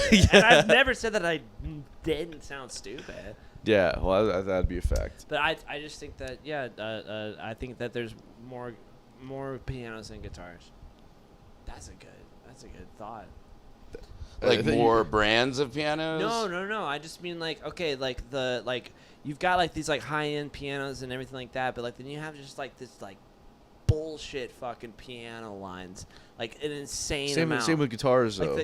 That's what I'm trying to say. I think that there's more keyboards. No, there's more guitars. I don't think so. I can guarantee you that. Okay. There are so many like bullshit brands out there. There's so many bullshit piano brands. I think there's something for everyone out there with guitars. I think there are guitars that are made specifically for metal music. There are guitars that are made specifically for jazz. There are guitars that are made for general rock and roll. I don't know that like a piano is built with jazz in mind or. I could be wrong. I'm ignorant. That's just what I'm trying to say. Like a fucking until you start spending at least get like a real piano. Like, it's the same for guitars though. You can't no spend. jazz piano. There's no like. That's what he was just there saying. are jazz guitars. Right, I understand that. But also like in order like for a guitar, if you want to get like a real like if you want to have a nice guitar, you have to start spending upwards of $1,000 to get that. You know what I mean? Oh no, without a doubt, pianos are 1,000% more expensive if you want to buy a nice piano. Fucking Steinway costs $100,000. No fucking Gibson costs that much. That's not actually not true though. I'm sure there are plenty of Gibsons that cost that much. But it's not gonna be as good as a they fucking Steinway. You know but they don't cost that much brand new. Yeah, that's what I'm trying to say. It's they gotta usually be like used old one, and fucking somebody touched like a it vintage with their somebody dick or something. I don't know. Yeah. All right. Anyways. Yeah. So. Gear talk. How? With Tony. I hate it when you call me that so much. Tony. So I'm curious as to going back to the dynamic of like how venues and bands can sometimes feel like they're at odds. They're at odds with each other. Yeah. So what are situations that you can kind of maybe help with like younger bands that are coming up, inform them on maybe like the venue's not trying to take advantage of you on this kind of thing, and then on the back end of that, like times where there are red flags where that for sure right there is bullshit. Definitely don't do that. Before I got into playing venues, I did a lot of bars. Yeah. Bars have built-in clientele. Bars have food menus, and bars have overall vibe to them. Right. And people aren't always coming out specifically to see your band. And a lot of situations you end up with a guarantee. Be it $400 a night, $500 a night, this, that, the other. One of the big things that I saw happen as smaller local bands came through the Freebird, where they were used to getting $500 a night at Sundog Diner, they'd come in and they would take what's known as a door deal. And up-and-coming bands, if you get a door deal, that means you have to bring people to get paid. Yep. A door deal is a percentage of sales at the door. So when local bands would play the Freebird and bring 15 people in, 5 of them were on the guest list, and they're mad that they're walking out of there with $30, we're not a bar and restaurant. We're a live music venue, and the only reason people are here tonight are for your band. So promote. Do your legwork, bring people to a door deal, or understand that if you throw up a goose egg, you're not getting paid. Right. That being said, if you get a guarantee, don't ever let anybody pay you anything other than what they guaranteed you. Right. Unless it's more than that. Unless it's more than that. But I've been in situations and worked with people where we had an agreement going into it, and then at the end of the night, it was different, and you gotta stand up for yourself at that point. Stick your chest out a little bit. You have to accept it. You can't accept anything less than what was agreed upon. Mm-hmm. Otherwise, you're going to be taken for granted or taken advantage of by that person for the next 30 fucking years. Yeah, for sure. You gotta, and there's all kinds of deals out there. There's door deals, there's percentages, there's guarantees with bonuses on the end. There's all kind of deals. You got to be very acutely aware of the deal you have per night and promote it accordingly. Yeah. How do you enforce a deal? How do you be like, no, this deal's going down? Donald Trump wrote a really good book on it. That's the art. I wasn't trying to ask. I haven't read that. I'm not trying to write a deal. I'm trying to say, end of the night, fucking, you're packing up your stuff, and then homeboy comes up to you being like, "Ooh, sorry." You have contracts We didn't usually, make and that much money, and then you gotta be like, "What do you do?" sometimes you got to eat it. Well, it all depends on it all depends on what these people, like, you got to think future. Yeah. You got to think, well, do I ever intend on coming back to this place again? And not First for and shit like foremost, that. am I ever playing here again? Yeah. And if you are, you want to take that into consideration. And if you really want to play there again, Yeah. you want to work with people, and it's all math, but nothing's ever perfect. Yeah.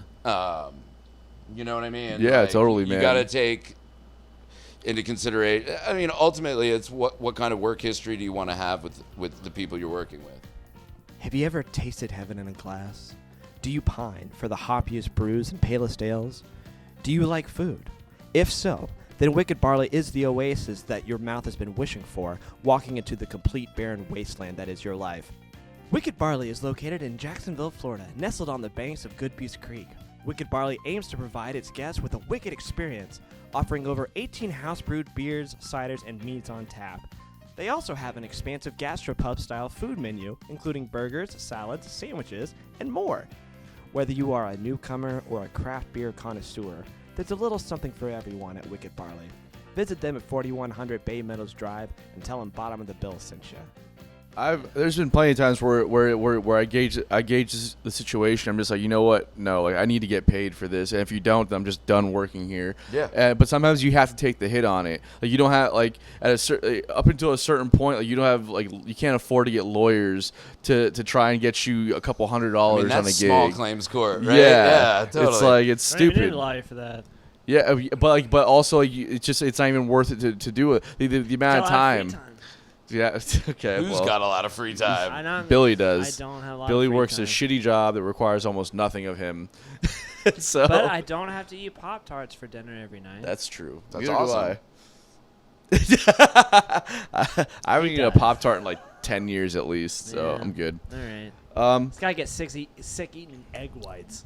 I didn't get sick. I was just hungry again afterwards because that's what happens when you eat egg whites. And that was like 3 years ago. Give I've me a got break. a fucking iron stomach, man. I can eat anything. Yeah. Is there any protein in an egg white?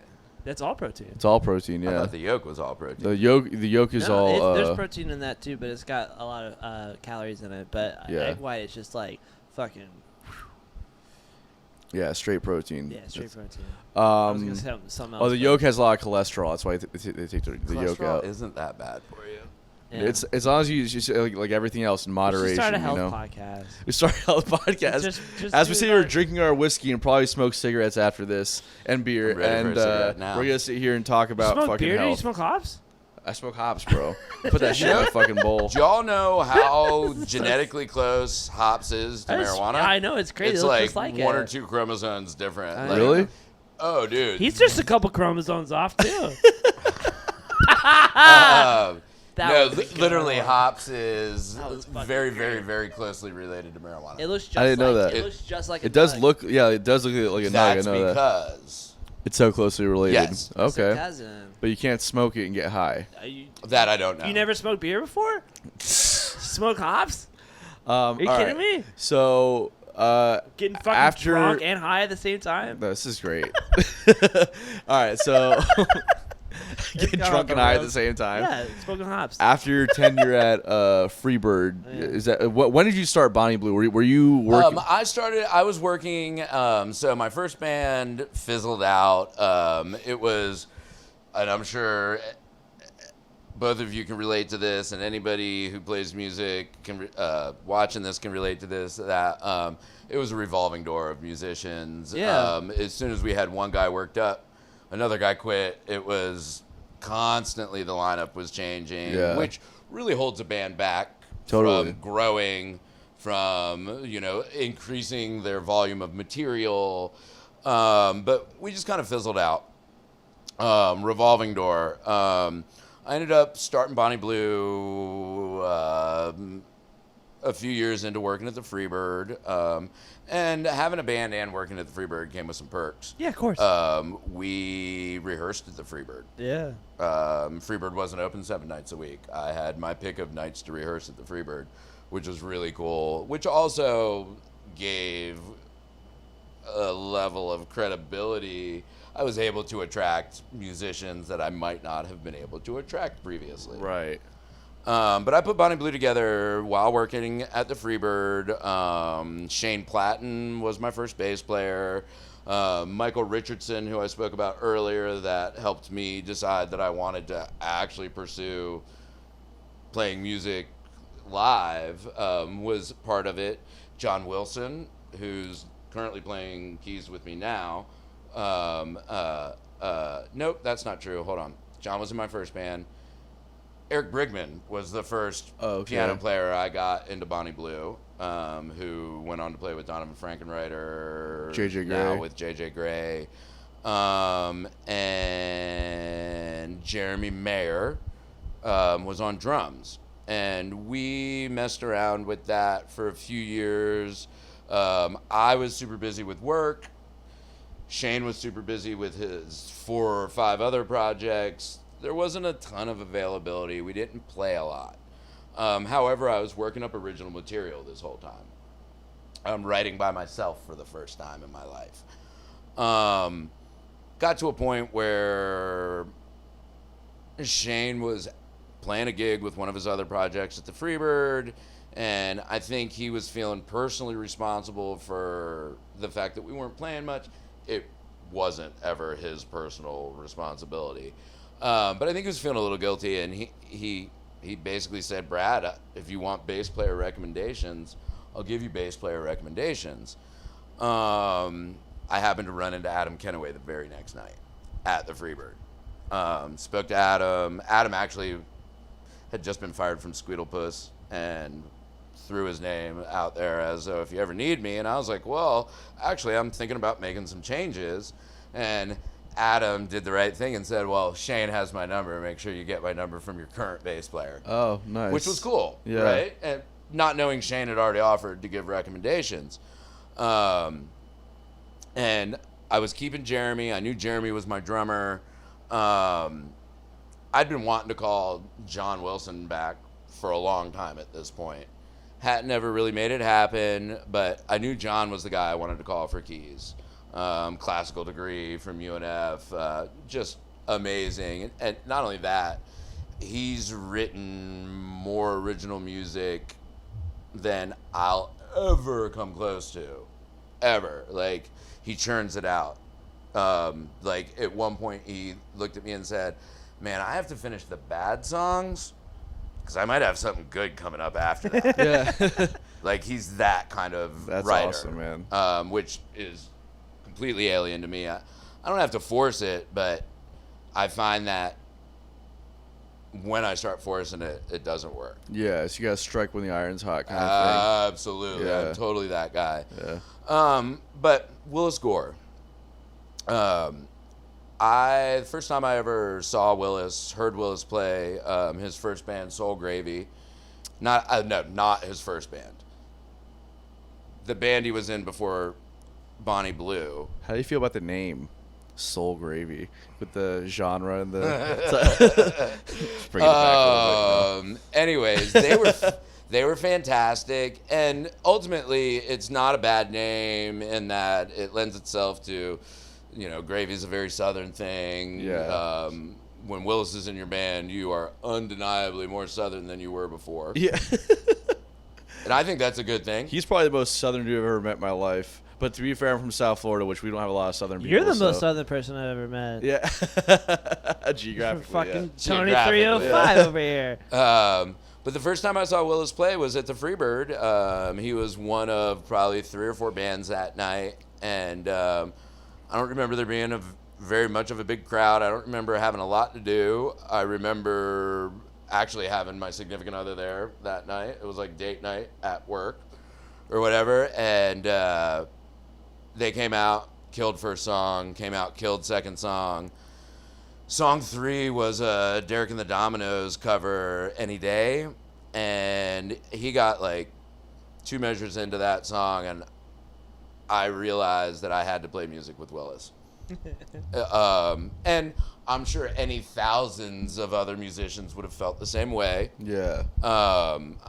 But I knew I had to play music with him, and I turned to my significant other and said, how the fuck do I poach him out of this band? Yeah. I didn't try to poach him. I did make a relationship. We were friends on Facebook, this, that, the other. And a year or so later, Shane was bowing out, recommending, and it all just kind of coincided where Soul Gravy had just broken up, and Willis was ready to go. And while Jeremy didn't remain our drummer the entire time, we've played with several drummers. This is the longest I've ever played with a core group of musicians in my life. We're over 6 years deep, and that's like 5.5 years longer than I've played with the same amount of people prior to this. Man. I can see that. It has enabled us to get tighter or to communicate better, even if it's like when I hear that, I know we're going there. It's not even necessarily verbal communication as much as it's musical communication. And I'm just extremely grateful that they still want me playing. It's been the coolest thing I've ever been a part of. Yeah, you guys are an amazing band, honestly. Well, not a thank doubt. you very much. Yeah. Thank you very, very, very much. That energy on stage is just it's powerful, man. You guys have something special for sure. I don't think it could be that if we rotated members out. Definitely wouldn't be, yeah. Or even without any one particular, I think I would be the easiest replaced in the band. I'm mostly rhythm, you know. Well, that plays an important role, though, rhythm. And you write songs, too, right? I do. Oh, I absolutely. Yeah. As a matter of fact, I was able to attract this lineup of the band because I had a handful of 5 original songs, and I was selling the project as an original band. Yeah. I wouldn't have been able to get any of them if it. Oh, you just want to start a cover band with me, fellas? That wouldn't have happened. Yeah, that's kind of how it works, man. I'm kind of in a similar boat where I'm not like. You want to start a band? Where I'm not this phenomenal. I want to start 5 more. I'm not like a phenomenal musician by any means, but like, I can write some tunes, and I have like some good ideas and good situation in the right situation, and while we're making fun of me right now, I can also say that no one in my band is like, sorry, not no one. Aaron's very talented, and Sean is too. But really, Billy is also pretty mediocre as well. But we all play so well Whatever, together. I've heard y'all play. I know better than that. But we all, but we did. Can't even fucking spell mediocre, dude. Yeah, I can. I'm so mediocre, I can't even spell. Oh no, I can spell it, bro. It's Billy. You know what I mean? Oh, because that's my name. That's your name. Oh, yeah. No, but we have a really good chemistry all together, and I was able to write some cool tunes to get people interested in it. That in itself is invaluable. You know what I mean? Otherwise, that group of musicians can never play together and create what's actually happening. You know? Yes, you're right. It's funny. Many years later, every once in a while, someone would be like, "Well, you know, it's your band, right, Brad?" And I'm like, "Whoa, that ship sailed a long time ago." But I guess if I got everybody together and it was my original music, I mean, whatever. It's not my band; it's our band. But I'm really grateful that I had the original music that was worth them sticking around. So how's your role changed in Bonnie Blue over the years? It hasn't really. Willis does the vast majority of booking. Willis is one of the hardest working motherfuckers I've ever met. And he works just as hard for his day job as he does for the band. If anybody has ever looked at me and said, I think I might want this more than you do, it might be him. Really? Yeah, Willis wants this. Yeah. Bad. And he's willing to put his own money up, his own time up. He's not worried about, well, if I'm putting this much in, what are you putting in? That's exactly how I am, too. Willis is a force of nature. One of the hardest working, one of the nicest, genuine, most friendly, given motherfuckers I've ever met. It's truly been one of the honors of my life to play music with Willis. This dude drank. A little fun side note about how awesome Willis is. When he played Halloween with Melody Trucks and we were playing that same year, we camped with us. This dude drank my entire bottle of Jameson, and I mean, like, we went, like, we were partying all night. We were all drinking it, and then we all decided we were gonna go to sleep. And then Willis, Chelsea and I wake up and we go sit down by whatever, and Willis just walks up with our bottle of JMO. He hasn't gone to sleep yet, and he's just like, "So, what's up, guys? I fucking drank your whole bottle. My bad. I owe you one of those." This dude's like, I mean, blackout by this point. Fucking, he tries to do like a trust fall with Westbrook, and Wes is like, "I'm not trust falling shit," and Willis goes face first in the Melody Trucks fan. Damn. But I probably shouldn't be saying all this. I'm sorry, Willis, but it was a really fun day. But either way, He also got up and destroyed the at set. Halloween, crushed. Destroyed the set. I mean, sang, fucking played guitar, like didn't like really. I mean, like he nailed it, bro. He constantly, not so much lately, but we've done a lot of traveling, played all over the Southeast, been to Colorado multiple times. I've seen Willis play the set of his life multiple times when on Zero to No Sleep, like in situations where I would be less of a musician, I've watched Willis become more of a musician. Yeah. Some people like that super thrive on it. extreme pressure. Yeah, or I the kinda lack like of caring. It's just, you don't have the facility to care so much, so you just go in there. You're literally just giving them whatever energy, the fundamental energy that you are as a human. That's what you're giving that person. That's all you got. You got no masks. You got nothing there. There's been multiple times where I was like, "Oh, we're gonna be piss poor today," and had Willis get on stage and be beyond above average and lift everybody up. Yeah. Like lift the entire band up to him. Yeah, he's definitely something else, man. But to finish that point though, after we drank our bottle of JMO, like 3 months later when we played Cosmic Barley Fest with you guys. Oh, you rode home with me that night. Yeah, I rode home with you that night. Yeah. Down south. Fucking Willis I left brought you me there, that's you right. left me there. You didn't leave me. I said I was gonna hang out for a while. Yeah, you were fucking drunk. I was drunk. Yeah, I was, I was like, on yo, I'm a going cocktail of home. things that day. But yeah, My favorite. It was fucking raining. I'm Willis- like, yeah, let's get the fuck out of here. Willis brought me a fucking bottle of Jameson. He's Hey, like, "Yo, what a great guy." He's like, I owe you this," and then like walks me to the van and like pulls me out a bottle of JMO, and I was like, I don't even remember. Like, I didn't even remember that, so you just told me right now. He was like, "Well, here you go." And I was like, "Are you like the best human that I know?" Because He's genuinely one of the most generous motherfuckers I've ever met. He comes from a really small town in Georgia, McIntosh County, Darien. In addition to the job he works his ass off at, in addition to all the time he puts into Bonnie Blue, which is definitely more than anybody else in Bonnie Blue puts in, he also is a volunteer firefighter. Good night. No, he's also, when he's at home, has a radio and is a first responder to everything that happens in town. Good for him. what? I never would have guessed that. That's crazy. Totally. He's got to be Wait, does he live in Darien still? Yeah, it's a family tradition. He's Wow. got to be like a serial killer, right? Because No. like nobody's that good. I'm just saying. If you consider murdering the guitar on a regular basis a serial killer, then he definitely That is was a good. Multiple body serial counts, killer. for sure. Yeah. That was good. They don't I- call I him the might be Georgia the- Hammer for nothing. I might be the only fucking person that knows where actually Darien is. I've been there several times. It's just south of aside Savannah, from right? Anybody that's played with Willis, you definitely are. I used Yeah. to, my ex-girlfriend used to live in Brunswick. I used to go there all the time. All right. Very small. What? So you guys have done a lot of touring, right? All right. I wouldn't call it touring. We travel a lot. Yeah. To me, a tour is going to consist of more than 3 shows. Yeah. A tour is going to consist of more than 1 week.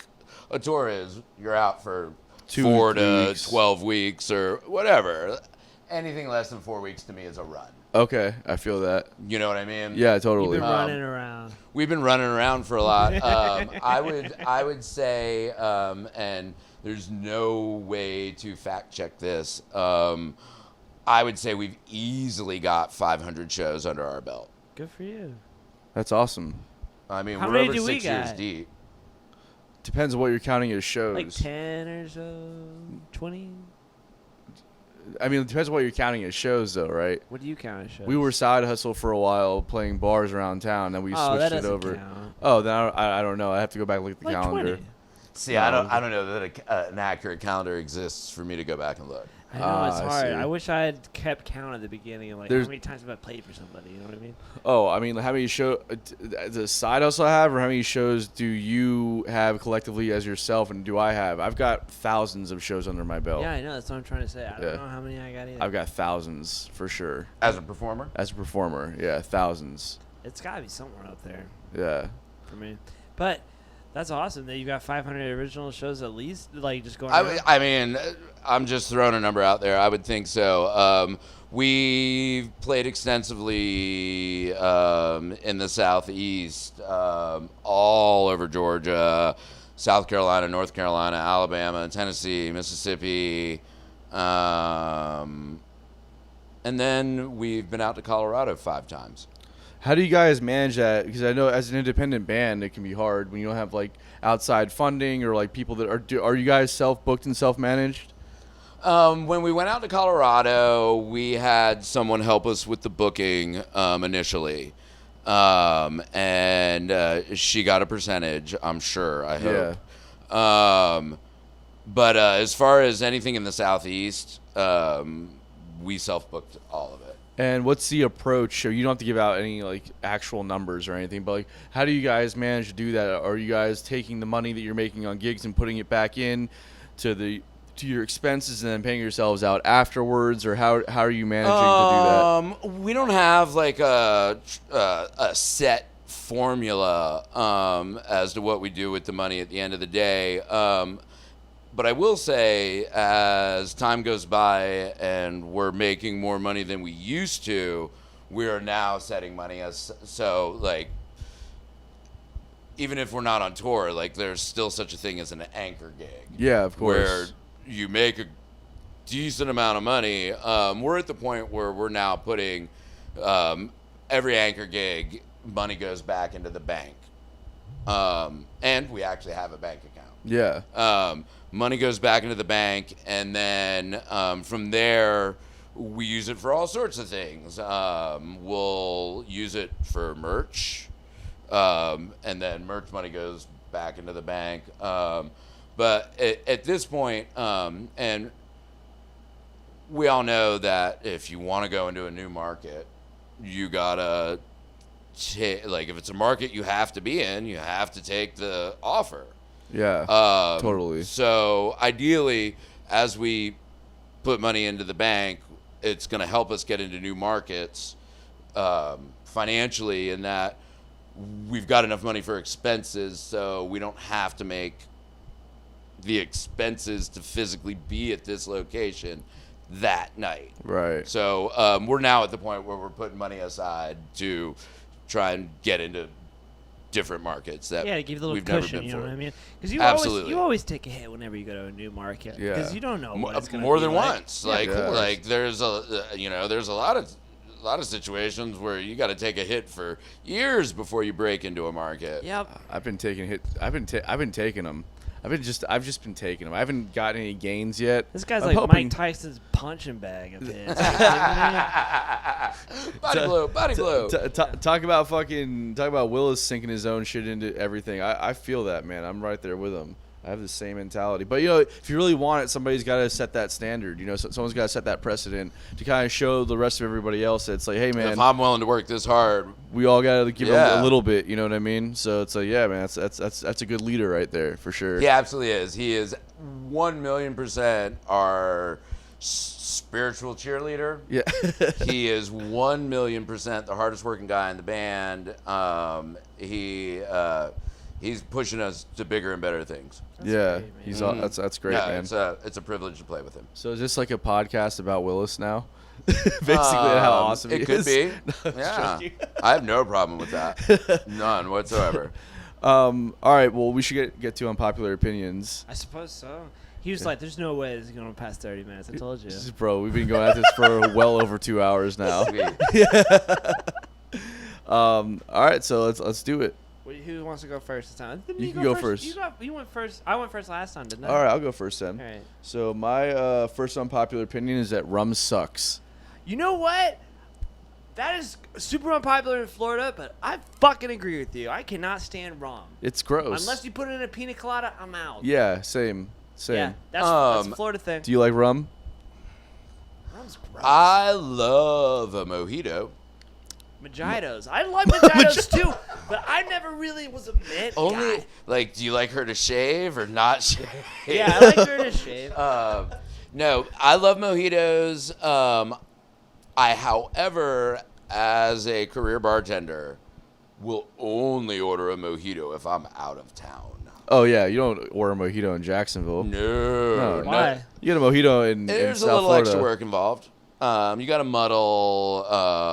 It's And limes, right? mint and lime. Yes, there's a little extra work involved, and I don't like to be troublesome to my friends that are in the industry. Yeah, that's how I feel too. I learned how to make a Moscow Mule at home, and I know it's not really much to it because it's just squeezing out limes.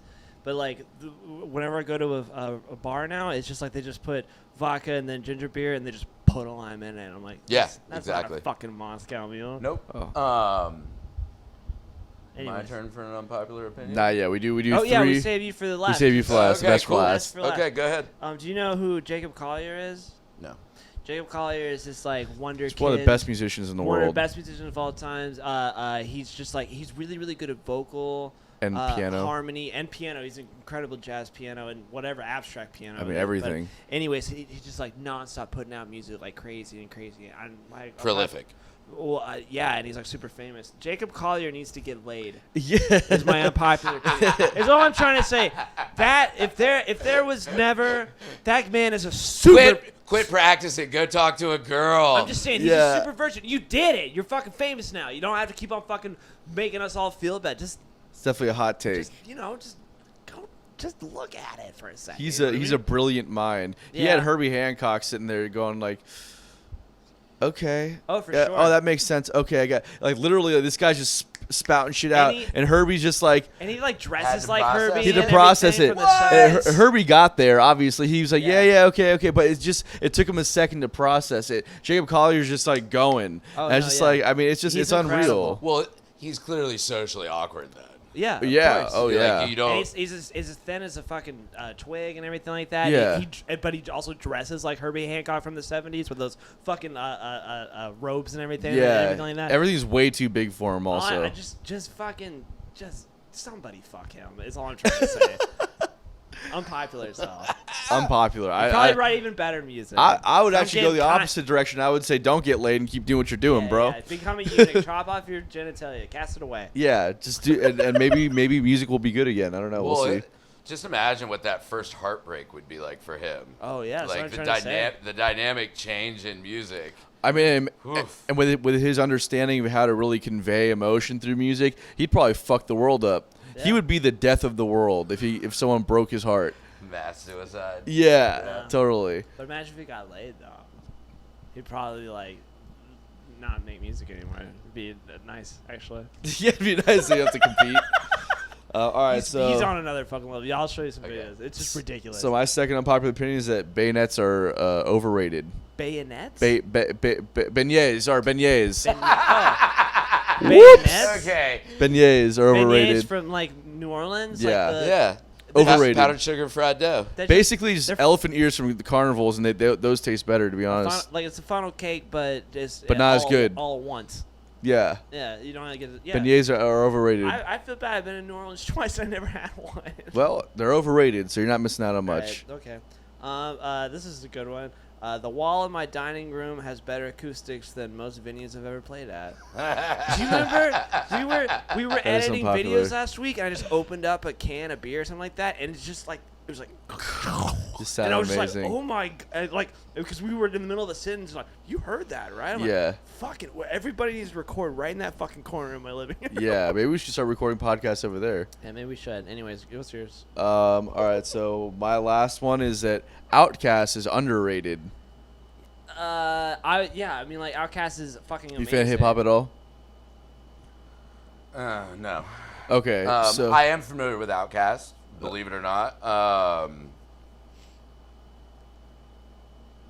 I only know that one. okay, so let me just kind of. I think this you're is right. this is but this is unpopular because they've Andre won 3000. Yeah. 2000, and Big Big Boy. Boy, Yeah. Andre 3000 You and got it Big right Boy, the first yeah. time. So this is the thing, right? Is that they've won like Grammys and they've gotten like their accolades, Willis right? had 9. Anyways, So keep going. what I'm saying is that I don't think they don't get the credit they deserve for the right reasons. I feel like if you listen, their first album came out in 1994, which is Southern Playlist of Cadillac Music. Yeah, they're pioneers. Yeah, but like I don't think, but when you talk about Outkast, people are talking about like their third album or their Right. fourth album in, which is like the late '90s, which is fine. It's good. It's all good. But I'm Aquemini, saying, right? yeah, Aquemini and Speaker Box and all that, sure, the Love Below, all that stuff, which is all really good. But like, if you listen to the hip hop that was happening in the early '90s, like you had Biggie, you had Tupac, you had like the West Coast and East Coast thing, and then you had Outkast, which Southern completely thing. took on this different, like their flow was like it was timeless. Like you could listen to that record now and be like, oh, this is I've never heard of this. This is amazing. But like, it was 94 when they were doing that shit. It was prolific. The lyrics, the flow, like the way that they were incorporating real instruments into their music. Do you know what else came out in 1994? Real instrument. Yeah.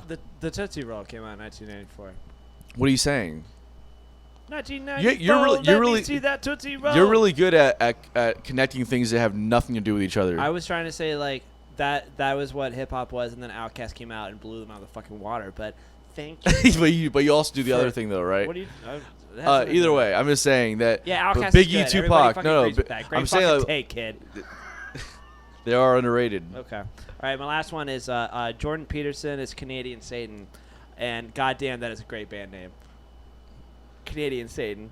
I like Jordan Peterson. I don't know. You would. He's I mean, bet like you I don't get fucking why would. people hate him so much. That's all right. That's my last one. He's, Anyways, okay, so he's a psychologist. He was a psych professor at some school in Canada. no, it can't. But it was in what's Vancouver. That's Canada. Yeah, I know, but I was trying British to. I was Columbia. trying. Yeah. I was trying BC. to. I know. I was trying to be All more day. specific though. And he got fired because, which is not necessarily the right way to approach something, but he just didn't want to. He didn't want to acknowledge somebody's pronouns. Yeah. Which is, well, if you're a professor at a school, maybe you should be a little bit more sensitive to those things. But he got fired for that, became a whole thing, and then he has since come out and written like books, and he's been on a bunch of podcasts and talks about his. He's very into Himself. self-reliance as a whole, right, and personal He's really into responsibility. gender roles. No, I mean, Apparently not. He's very, very into like a man should be a man, a Apparently woman should not. be a woman. No, That's no. all I'm trying to say. well, he and that a woman should stay in the kitchen. And That's that not a what he man said. should That's make not the what- bread. And See, you have bring people the like bacon Billy home. who come in and hear these little clips of him out of context, and then they form these wild opinions about somebody what you want, that aren't bud. real. Say what you and want. it's like the guy is actually pretty open-minded, but he does. But he's there, but he is. I mean, but you don't know though, right? I've listened to hours of this guy talk, like, and I know. and you would because you. No, because I give people a chance He's though. into gender roles. Yeah, he's into it. I mean, I get the premise of it. I don't necessarily I'm agree gonna with it, but start- I understand where it comes man, from. That's a great. I'm gonna start a bakery called Gender Rolls. Best bakery name ever. And it's just like, and then it's like, what would you like? And I'm like, You want yeah. a pink one? You Yeah. want a blue one? What? You think there's fucking colors of my fucking gender rolls? No. You're getting one color and it's roll colored. All right. Well, that's not. But your opinion actually wasn't that unpopular. It's a good idea for a bakery, though. I will say. Yeah, I don't know where that came from. But anyways, What's you your got unpopular one? opinion? Yes, my extremely unpopular opinion is that Donna Jean Godchow did not ruin the Grateful Dead. She, in fact, elevated the Grateful Dead. I'm a huge fan of Donna Jean. I like hearing the female voice come in every once in a while. Speaking of gender roles, you know. She wasn't always on stage. I don't think that anybody was highly concerned with her monitor level. Fucking A, people. You're going to like this. Donna Jean was a backup singer for Elvis Presley Oh, I didn't know that. Like, prior to being a backup singer. Before she was a backup singer for the Grateful Dead. was she a backup singer for Presley, like the '70s, like early '70s era? Which would have been amazing. I don't know what era. Late 60s. Late 60s. Into Okay, so this is when Elvis was starting to get really like in- Muscle Shoals. Yeah, exactly. Oh, yeah. Okay, so she's legit then. She is legit. However, I don't know how well she could ever hear herself on stage. Right. And she fucking went for it 100% of the time. Yeah. So a lot of people hate her. Me personally, I think that if you listen enough, you're going to find moments of perfection, whether she was doing harmonies with Jerry, whether she was doing harmonies with Bobby. The only reason I would ever have a woman on stage with me. I just said that. Gender rolls. Bobby's got to be a hard guy to do harmonies though, right? Or to do harmonies with though, right? I mean, you know, let's be honest. The guy wasn't, or still, it's worse now than he was then. But I'm just Who saying. did you say? Bob Weir. Oh, Weir. Bob Weir. Sorry, I didn't hear what you said. The two of them locked up. Like, some of my favorite stuff is the two of them. The whole Sunshine Daydream out of Sunshine Daydream, I think, was fucking pure brilliance. The out of Looks Like Rain, really good. 72 to 74 was brilliant. She had a fucking Beat It On Down the Line from the 70s could be brilliant. I think it was a question of whether or not she could hear herself truly dictated how good or horrible she was. Sure. Yeah. Do you think Trey Anastasio or John Mayer was better with his dad? I think John Mayer was better with the Dead. Really? I say that only in that I've seen Dead and Company. I did not see Trey with the band. Okay. I've seen a bunch of Fish shows. Let's be honest though. I mean, like John Mayer is crushing that gig. Destroying it. Yeah, no, yeah. With the utmost respect. Yes. Yeah, he's good. Yeah, no, I mean, the dude went in with literally zero knowledge of the Dead or that style of music and literally just studied his ass off and authentically learned it and, I mean, just does it so well because Yeah. he He's appreciates great when he plays the other music. people's music, for sure. His music is great too. Don't No, be it a is dick, not. okay? Well, if you're a big pop guy, right, and the charts would disagree with you, right? About what? About how awesome John Mayer is. Your whole standard for good music is how many people like it, and I'm saying that a lot of people like his music. That's not true. That's true. We've talked about it in the van plenty of times. I We don't had a remember. camera on those conversations. Right? Thank Anyways, God we don't. anyways, man, he really does that style so well. It's so impressive how quickly he learned it all and did it. It's obvious that it's completely being approached with respect. Yeah, for sure. His respect for the music that came before him. When I saw them, John Mayer literally didn't say anything into the microphone other than what he sang. Yeah. It was not a John Mayer show. It Yeah. was not a John Mayer gig. It was Bobby's fucking gig. That's awesome. Also, one of the joys of my life was getting to watch O'Teal have the joy of his life by playing those songs with those guys. Yeah, I think it's so strange how like not strange, but like that the fans of that band are the most sensitive people about that band, and for good reason because they're so good and everything like that. But like, I just can't imagine like any other person or any other band would be like, well, there's some fucking person playing in my band, like they like want to fight about it all the time. Yeah. You know what I mean?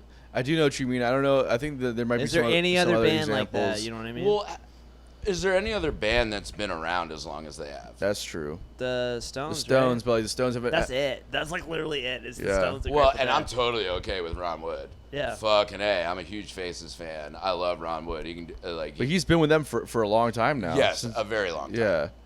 But it is incredible to me that it's not just a fucking band of the music. It's this giant, huge, like bigger than like Star Trek or Star Wars fanatics that will fucking fight you if you fucking say the wrong fucking things. Yeah. Well, it's a similar I dynamic love with it. Van No, Halen. I love it. I'm not trying to And say anything wrong with it. within the same large They'll fight- group, they'll fight you if you're- they'll fight each other. Yeah. Like there's this guy over here. Oh, bud, I can see it now, like 2025, the Grateful Civil War. It's a grateful Civil War. Just destroy the Hey, fucking that'd East wipe out a versus West. that'd wipe out a good part of the population. Dude, I guarantee you, just Donna alone would cause a schism through the entire group that could be war. Yeah. That's wild. Yeah, I Yeah. mean, people get so like wrapped up in all those little things, you know. I get it for sure. I get. whole lives, you know what I mean? If the Beatles had that same kind of dynamic, I'd probably be in that kind of a camp That as is well. true. If Yoko didn't fucking destroy all of it, the Beatles would probably be around. Oh, for- what a fucking like patriarchal thing for you to say that Yoko, the woman, destroyed it, bro. Yeah, she destroyed it. Yeah. I'm just fucking around. Pretty sure. Yeah, like That's what I understand. Yeah, Yeah, I was making a joke. I just don't understand how you needed to bring Jordan Peterson back into this. Boom! There you go. Gender roles opening next week. In 5 points. I can't wait to sell some biscuits to you. You know what I mean? Well, this has been an amazing episode. Yeah, it's Thanks great. for I had a doing blast. this, man. Thank you so much for having me. Hell yeah. Absolutely. Hell yeah. Gender roles. All right. Adios, muchachos.